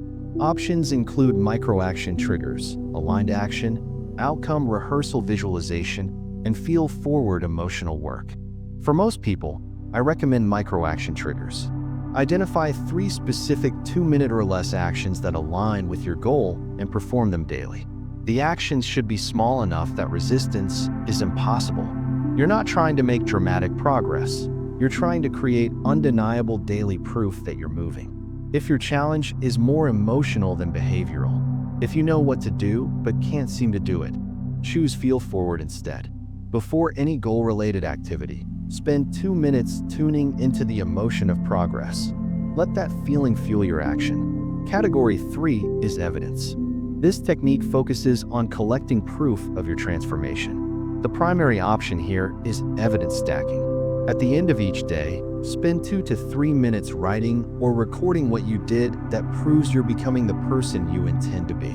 This category is non-negotiable. I've seen people skip the evidence collection because it feels redundant or unnecessary.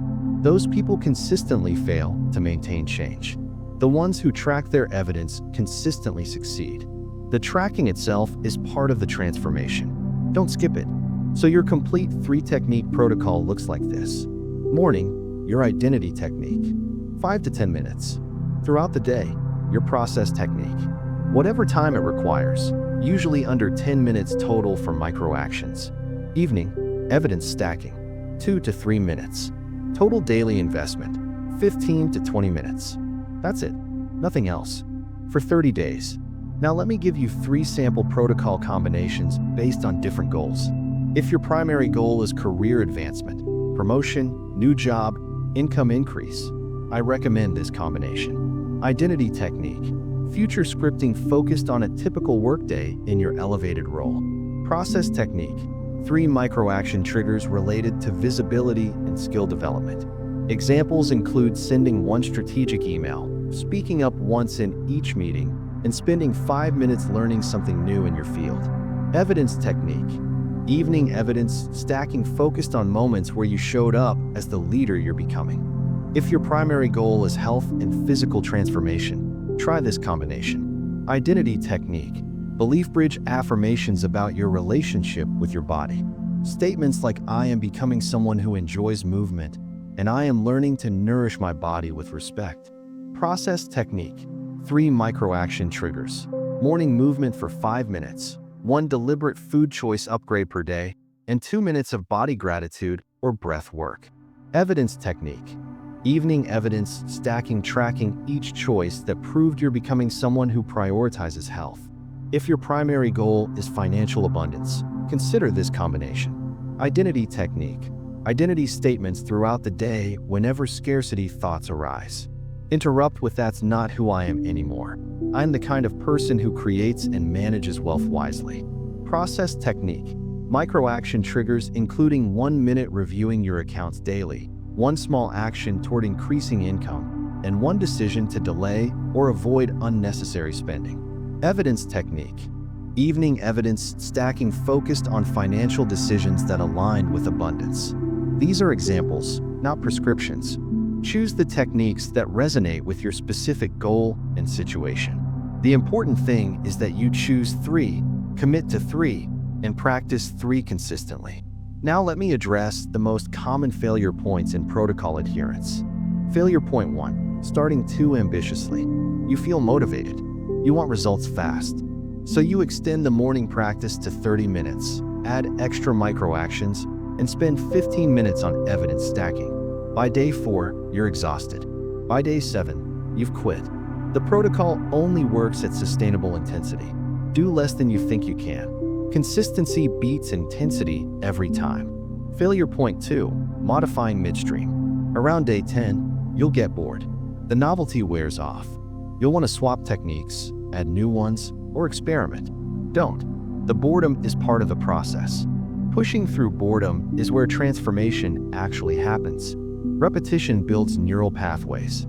Variety might feel more interesting, but it prevents the deep encoding that creates lasting change. Commit to your 3 techniques for the full 30 days without modification. Failure point 3, all or nothing thinking. You miss a day?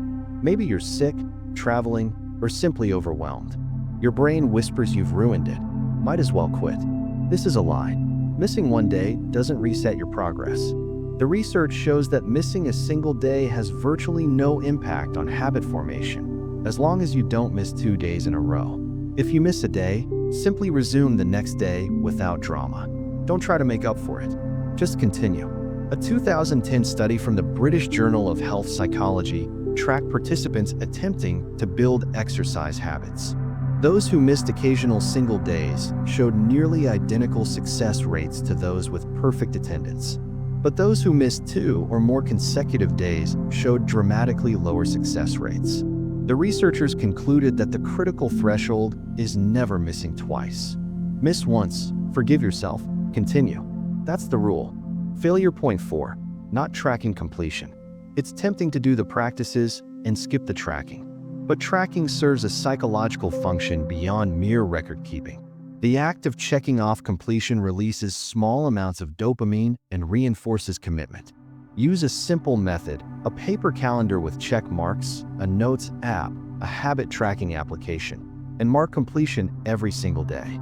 The visual record of your streak becomes its own motivation. Here's what the 30 days will feel like, so you know what to expect. Days 1 through 5 feel exciting. The techniques are new. You're optimistic. Motivation is high. Don't confuse this honeymoon phase with sustainable change. The real work hasn't started yet. Days 6 through 14 feel harder. The novelty has worn off. You're not seeing dramatic external results yet. Your brain questions whether this is working. This is the critical period. Most people quit here. If you push through, you reach the inflection point. Days 15 through 21 mark the inflection point. The techniques start feeling automatic. You notice you're doing them without forcing yourself. Small external shifts begin appearing. Opportunities you notice, conversations that go differently, actions you take that surprise you. This is identity change becoming visible. Days 22 through 30 bring consolidation. The techniques are now part of who you are. Missing them feels wrong, like forgetting to brush your teeth. External results accelerate because your internal operating system has genuinely changed. You're no longer practicing new behaviors. You're expressing a new identity. At day 30, you have a choice. You can continue with the same 3 techniques to deepen the encoding. You can swap one technique while keeping 2 for continuity. Or you can restart the protocol with 3 new techniques targeting a different goal. There's no wrong choice. The point is that you've now proven you can sustain a practice for 30 days. That proof changes what you believe is possible. Let me give you one final tool for the protocol, the weekly review. Every 7 days, spend 10 minutes answering 3 questions. What's working well in my practice? What's feeling difficult or forced? What evidence have I accumulated this week that I'm changing? The weekly review prevents drift. It catches problems before they derail you. And it provides a regular moment of reflection that reinforces commitment. Schedule it for the same day and time each week. Sunday evening works well for most people. You now have everything you need to begin. A clear protocol, free techniques, 30 days, weekly reviews. The only thing left is to start. But before you do, there's one more chapter. Because the 3-technique protocol will change you. It will shift your identity, alter your behaviors, and produce external results you can measure. And when that happens, when you've become someone new, a question will arise. Now what? In the final chapter, I'm going to show you what comes after the 30 days. How to integrate these practices into your permanent operating system. How to handle the strange experience of becoming someone you've never been before.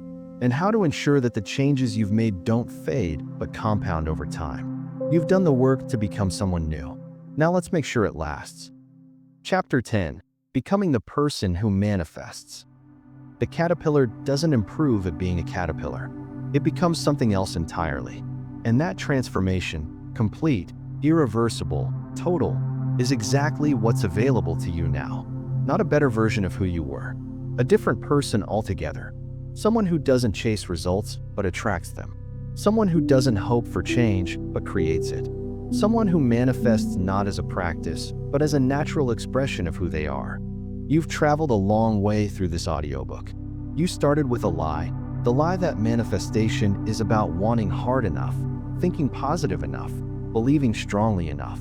You discovered that the real engine runs on identity, attention, emotion, and action in that precise sequence.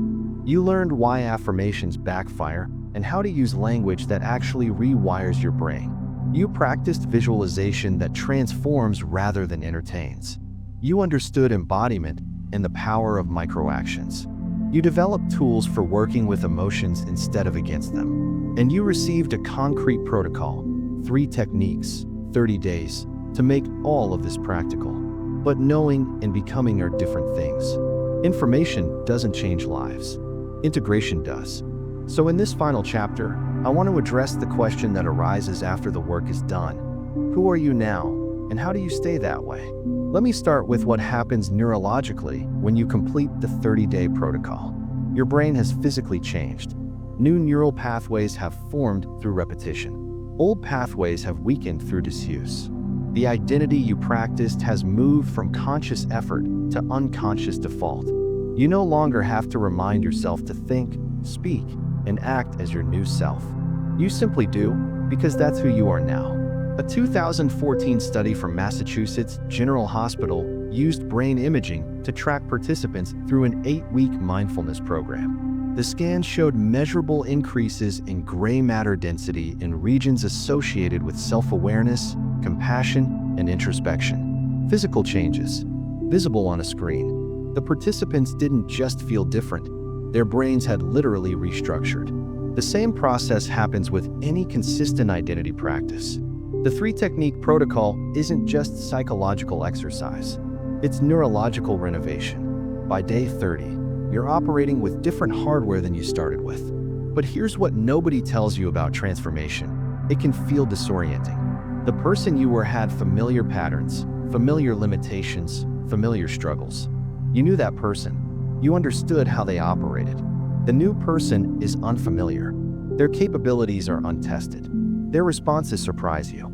You might find yourself speaking up in a meeting and thinking, who said that? You might make a decision quickly and confidently, then feel a strange vertigo because the old you would have agonized for days. You might notice opportunities you would have previously missed, take actions you would have previously avoided, feel emotions you would have previously suppressed. This is good. This is exactly what's supposed to happen. But it can feel strange. Average people get scared by this strangeness. They interpret the disorientation as a sign that something is wrong. They retreat to familiar patterns because familiar feels safe, even when familiar was miserable. They self-sabotage right at the moment of breakthrough because the new identity feels too foreign to trust. Elite performers expect the strangeness and welcome it. They understand that discomfort is the feeling of growth. They know that the unfamiliarity of their new self is evidence that real change has occurred. When they catch themselves acting in new ways, they don't retreat, they celebrate.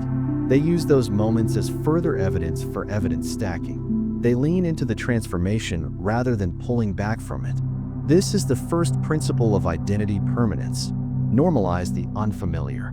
When your new self surprises you, don't question it. Reinforce it. Say to yourself, "This is who I am now. This is evidence of my transformation. The old patterns were the aberration. This new way is my truth." The second principle addresses a common fear. What if I lose the changes? What if I slip back into old patterns? What if 30 days isn't enough to make this permanent? Here's what the research says. A 2009 study published in the European Journal of Social Psychology found that habit formation takes an average of 66 days, but with enormous individual variation. Some habits solidified in 18 days. Others took over 200. The 30-day protocol isn't the end of formation, it's the foundation. What you've built in 30 days is real, but it benefits from continued reinforcement. The solution isn't to maintain the same intensive protocol forever. That's not sustainable, and it's not necessary. The solution is to establish a maintenance practice, a simplified daily touchpoint that keeps your new identity active without requiring the same time investment. Here's what I recommend. After completing the 30-day protocol, reduce to a single daily practice, the 5-minute integration. Every morning, spend 5 minutes on 3 questions. Who am I becoming? What's one action today that proves it? What am I grateful for about my transformation so far? That's it. 5 minutes. 3 questions. This keeps the identity active in your consciousness, generates daily evidence, and reinforces positive emotion around your change. It's the minimum effective dose for maintaining transformation. You can always return to the full 3-technique protocol when you're working toward a new goal or feel yourself drifting. The protocol is a tool you now own permanently, but for maintenance between intensive periods, the 5-minute integration is enough. The third principle of identity permanence is environmental reinforcement. Your environment either supports your new identity or undermines it. The people you spend time with, the content you consume, the physical spaces you inhabit, all of these send constant signals about who you are and what's possible. After transformation, audit your environment honestly. Are there relationships that consistently pull you back toward your old identity? Are there media sources that reinforce limitation thinking? Are there physical spaces that trigger old patterns? You don't necessarily need to eliminate everything from your past, but you do need to consciously add elements that support your new self. This might mean finding a community of people on similar journeys. It might mean curating your content consumption toward growth rather than distraction. It might mean reorganizing your physical space to reflect your new priorities. Small environmental changes create constant reinforcement. They make your new identity the path of least resistance rather than a constant upstream swim. The fourth principle is perhaps the most important. Your transformation is not complete. It will never be complete, because growth is not a destination, it's a direction. You've become someone new through this work, but that new person also has a next level, and a level beyond that. The manifestation engine doesn't stop running once you achieve one goal. It's the operating system for your entire life. Every new aspiration, every new challenge, every new phase of life can be approached with the same framework. Identity first, then attention, then emotion, then action, always in that sequence. The person you are today is the foundation for the person you'll become next year. That person will be the foundation for who you are in 5 years. The transformation never ends, it compounds. Each level of growth makes the next level more accessible. Each identity upgrade expands what you believe is possible. Each manifestation success increases your confidence in the process. This is what it means to become the person who manifests. It's not about learning a set of techniques and applying them to get what you want. It's about fundamentally changing your relationship with reality itself. You stop being someone that life happens to. You become someone who happens to life. You stop waiting for circumstances to align. You become the force that aligns them. Let me tell you what this looks like in practice. A year from now, you won't think about manifestation as something you do. You'll experience it as something you are. Goals will arise naturally from your expanded identity. Actions will flow without the resistance you once felt. Opportunities will appear, not magically, but because your attention has been trained to notice them and your emotions have been calibrated to pursue them. You'll look back at the person who started this audiobook and feel compassion for them. They were doing their best with limited tools and an outdated operating system. They struggled not because they were broken, but because they didn't understand how the engine worked. Now you do. Now you have the tools. Now you are different. Remember the core message from Chapter 1. You don't manifest what you want. You manifest who you are. Everything you've learned since then has been in service of changing the who. The techniques are important, but they're not the point. The point is the identity shift they create.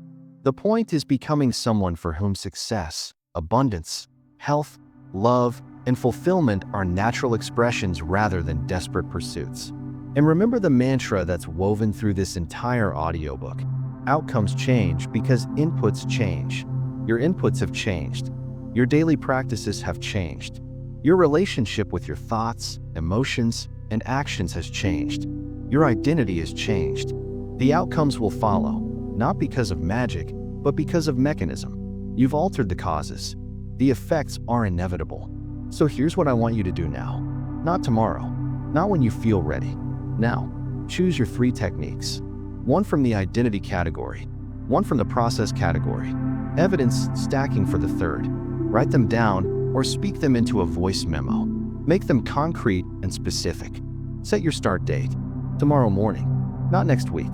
Not after you've prepared more. Tomorrow. Commit to 30 days. Not 29. Not I'll try my best. 30 days, non-negotiable, with the understanding that missing 1 day doesn't end the protocol, but missing 2 days in a row does. Schedule your weekly reviews. Same day, same time, every week for the next 30 days. Tell someone. Accountability dramatically increases follow-through. Tell a friend, a partner, a family member, anyone who will check in with you and ask how the protocol is going. Then begin. Take your first action. Do your first morning practice tomorrow. Deposit your first evidence tomorrow night. Start the transformation that will look back on this moment as the turning point. You have everything you need.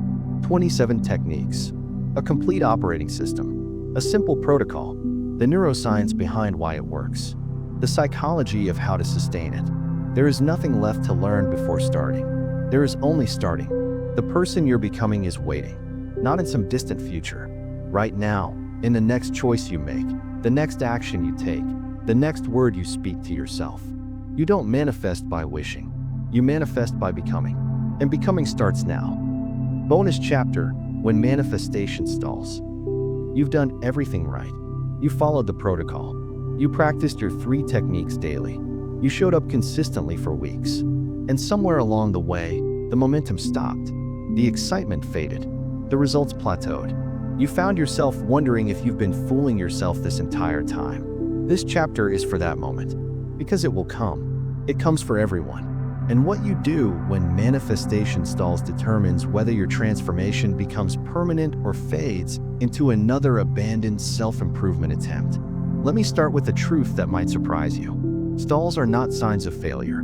They're signs of integration. When you first begin changing your identity, progress feels rapid because you're moving from unconscious incompetence to conscious competence. Every new insight feels revelatory. Every small win feels monumental. The contrast between old and new is stark and exciting. But as the new identity becomes familiar, the contrast diminishes. You stop noticing progress because progress has become normal. The person who struggled to speak up in meetings now speaks up automatically and forgets that this was ever difficult. The person who couldn't save money now saves without thinking and discounts how significant that shift actually is. A 2016 study from Cornell University tracked perceived progress in skill acquisition. Participants consistently reported feeling stuck precisely when objective measures showed they were improving most rapidly. The researchers called this the plateau illusion. Progress continues, but perception flattens. This is neurologically normal and psychologically predictable. So the first question when manifestation seems to stall is this: has progress actually stopped, or have I simply stopped noticing it? Review your evidence stacking records. Look at where you were 30 days ago, 60 days ago, 90 days ago. Compare objectively. Often what feels like stagnation is actually the new normal. which means transformation has succeeded so completely that it no longer registers as remarkable. But sometimes the stall is real.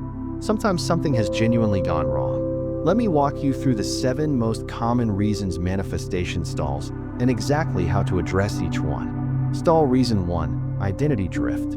You started with a clear picture of who you were becoming, but over time, that picture has blurred.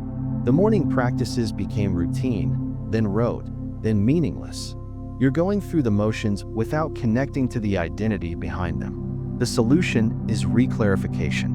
Return to the clarity stack from Chapter 2. Ask yourself again, what exactly do I want? Why does this matter? Who do I need to become to have it? Write new future scripts. Reconnect with the emotional reality of your transformation. Sometimes the engine doesn't need repair, it just needs fresh fuel. Stall reason 2: goal completion without goal replacement. You achieved what you set out to achieve. The promotion came. The relationship materialized. The health goal was reached. And then nothing. No new target. No new direction. The manifestation engine idled because there was nothing to manifest. The solution is immediate goal succession. The moment you achieve a significant goal, begin the clarity stack process for your next one. Don't wait for inspiration. Don't take a break to enjoy the achievement. Identity is always moving, either forward into growth or backward into entropy. Set your next target within 48 hours of hitting your current one. Stall reason 3: resistance resurgence. You cleared your initial resistance using the resistance reset protocol, but deeper layers have surfaced. Old wounds you didn't know existed. Fears that were buried beneath the first fears. Unworthiness that runs deeper than you realized. This is actually good news disguised as bad news. Resistance surfaces in layers. The fact that deeper resistance has emerged means you've successfully cleared the surface layers. You're not back at square one. You're at level 2 of a deeper game. The solution is to return to Chapter 4 and apply the resistance reset with fresh attention. Use the safety signal technique specifically. Speak to the protective part that's creating this new resistance. Acknowledge that it's trying to keep you safe. Reassure it that growth is not dangerous. Often a single focus session of 5 to 10 minutes will clear resistance that felt insurmountable. Stall reason 4: technique fatigue. You've been using the same 3 techniques for months. They worked brilliantly at first. Now they feel stale. Your brain has habituated to them, and the neurological impact has diminished. The solution is strategic technique rotation. After a minimum of 30 days with one technique set, you're permitted to swap one technique while keeping 2 for continuity. This maintains the foundation of your practice while introducing novelty that re-engages attention. Never swap all 3 at once. That creates discontinuity. Swap 1, practice for another 30 days, then consider swapping a second if needed. Stall reason 5: environmental drag. Your internal identity has changed, but your external environment hasn't. You're surrounded by the same people who knew the old you and expect the old you. You're consuming the same content that shaped the old beliefs. You're inhabiting the same spaces that trigger old patterns. The solution is environmental upgrade. This doesn't necessarily mean dramatic changes like ending relationships or moving cities. Start with small interventions. Introduce one new person who embodies where you're going. Add one content source that reinforces your new identity. Modify one physical space to reflect your transformation. Small environmental changes accumulate into significant identity support. Stall reason 6: action evidence mismatch. You're taking actions, but they're not generating meaningful evidence. The micro actions you chose were too small to register psychologically, or they're disconnected from your actual goal. Your evidence stacking has become repetitive, listing the same trivial wins that no longer feel like wins. The solution is action calibration. Review your micro-action triggers.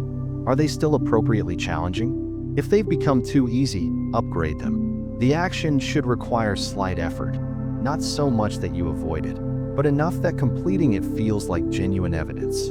Additionally, ensure your actions are visibly connected to your goal. Abstract actions don't generate concrete evidence. Stall reason 7: comparison contamination. You've been watching others who seem to be progressing faster. Social media shows you people achieving in months what you've been working toward for years.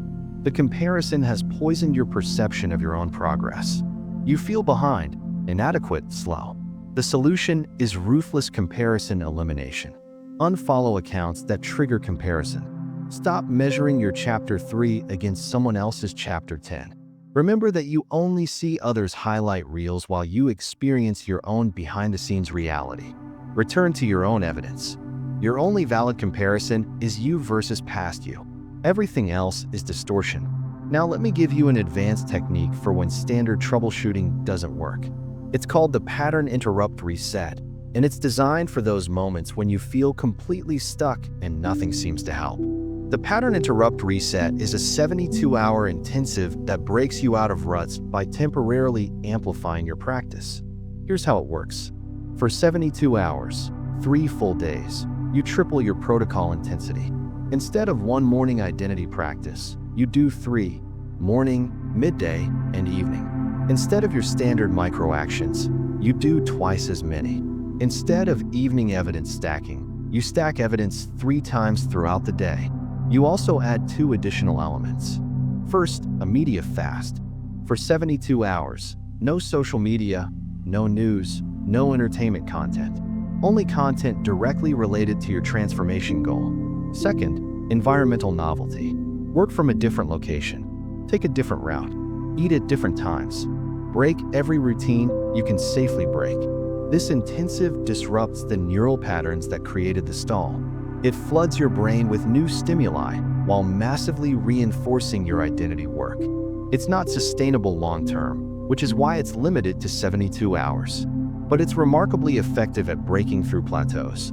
A 2018 study from the University of British Columbia found that brief periods of intensive practice, what researchers called mass practice, produced breakthrough effects in skill acquisition that distributed practice alone couldn't achieve.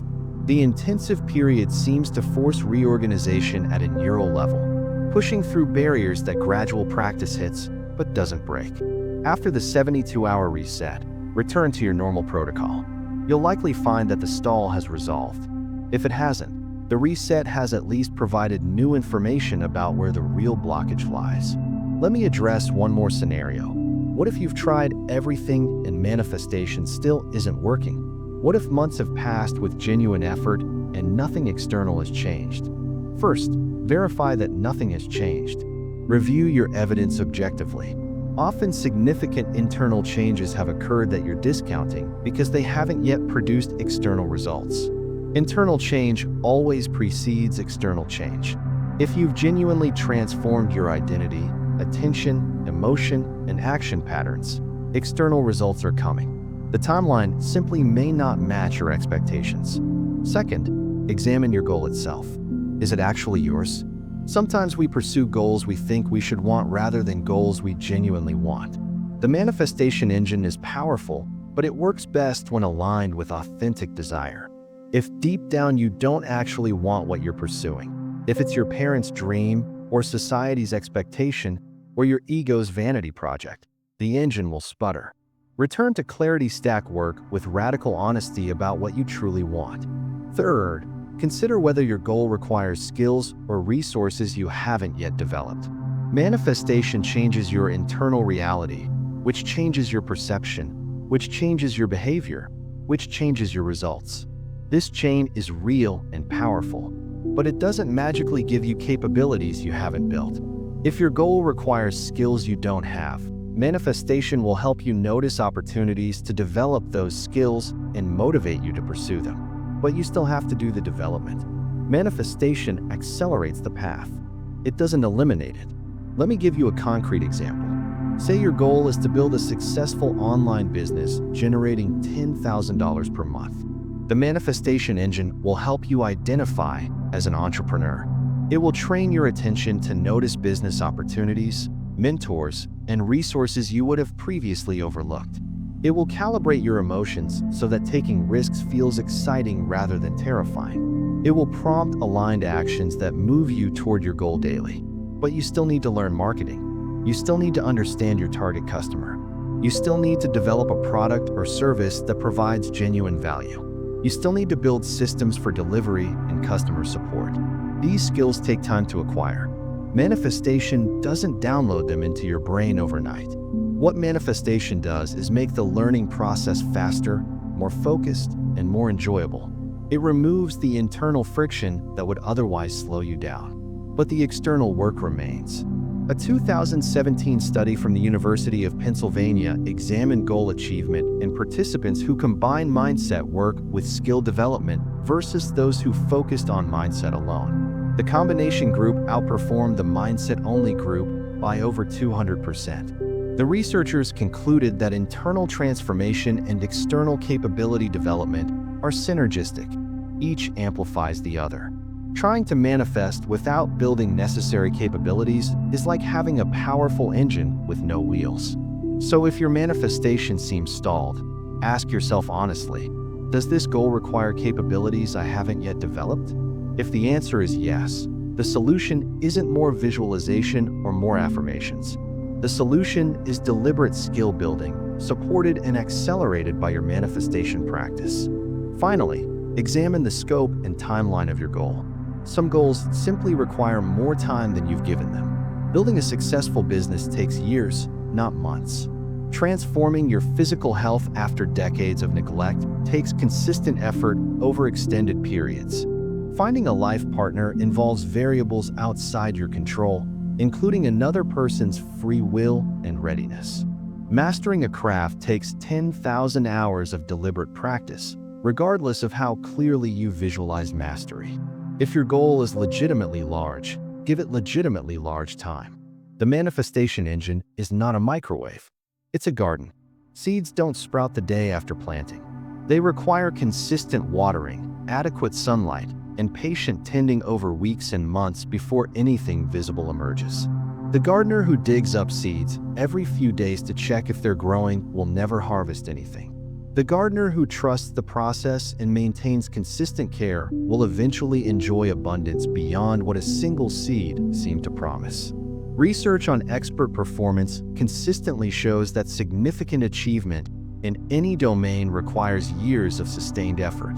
A 2008 analysis published in the British Journal of Sports Medicine found that even naturally talented athletes required an average of 11 years of focused training before reaching elite competitive levels. The same principle applies to every domain: business, relationships, creativity, health, wealth. Manifestation can compress timelines significantly, but it cannot collapse years into days. If you've been working toward a large goal for 3 months and feel frustrated by the lack of visible results, the problem may not be your practice. The problem may be your expectations. Recalibrate your timeline. Zoom out. Remember that you're playing an infinite game, not sprinting toward a finish line. The person you're becoming will achieve this goal and many others beyond it. But becoming takes time. Here's what I want you to take from this bonus chapter. Stalls are normal. They're not evidence that manifestation doesn't work. They're not proof that you're doing it wrong. They're not signs that you should give up. Stalls are part of the process, predictable phases in the transformation journey that every person experiences. What separates those who achieve lasting change from those who don't isn't the absence of stalls. It's the response to stalls. Average people interpret stalls as failure and quit. They take the plateau as evidence that they're not meant for success, that the techniques don't work, that they should return to their old patterns and accept their old limitations. They give up right before the breakthrough, never knowing how close they were. Elite performers interpret stalls as information and adjust. They troubleshoot systematically. They experiment with solutions. They recommit with fresh energy. They push through the resistance, knowing that plateaus are testing grounds, not dead ends. You now have the diagnostic framework to identify why your manifestation might stall and the specific solutions to address each cause. You have the 7 stall reasons and their remedies. You have the pattern interrupt reset for breaking through stubborn plateaus. And you have the perspective to understand that stalls are not endings. They're invitations to deepen your practice and strengthen your transformation. The person who manifests consistently isn't someone who never struggles.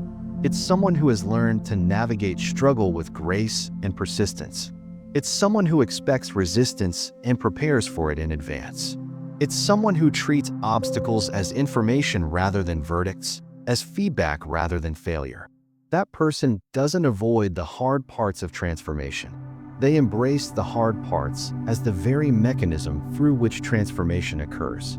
That person is available to you, not someday when conditions are perfect. Right now, in this moment, in how you respond to this information, in what you do the next time momentum fades and doubt whispers that you should quit. The engine is built. The protocol is clear. The troubleshooting guide is in your hands. Everything you need for lasting transformation is now yours. The only question remaining is the one only you can answer. Will you use it?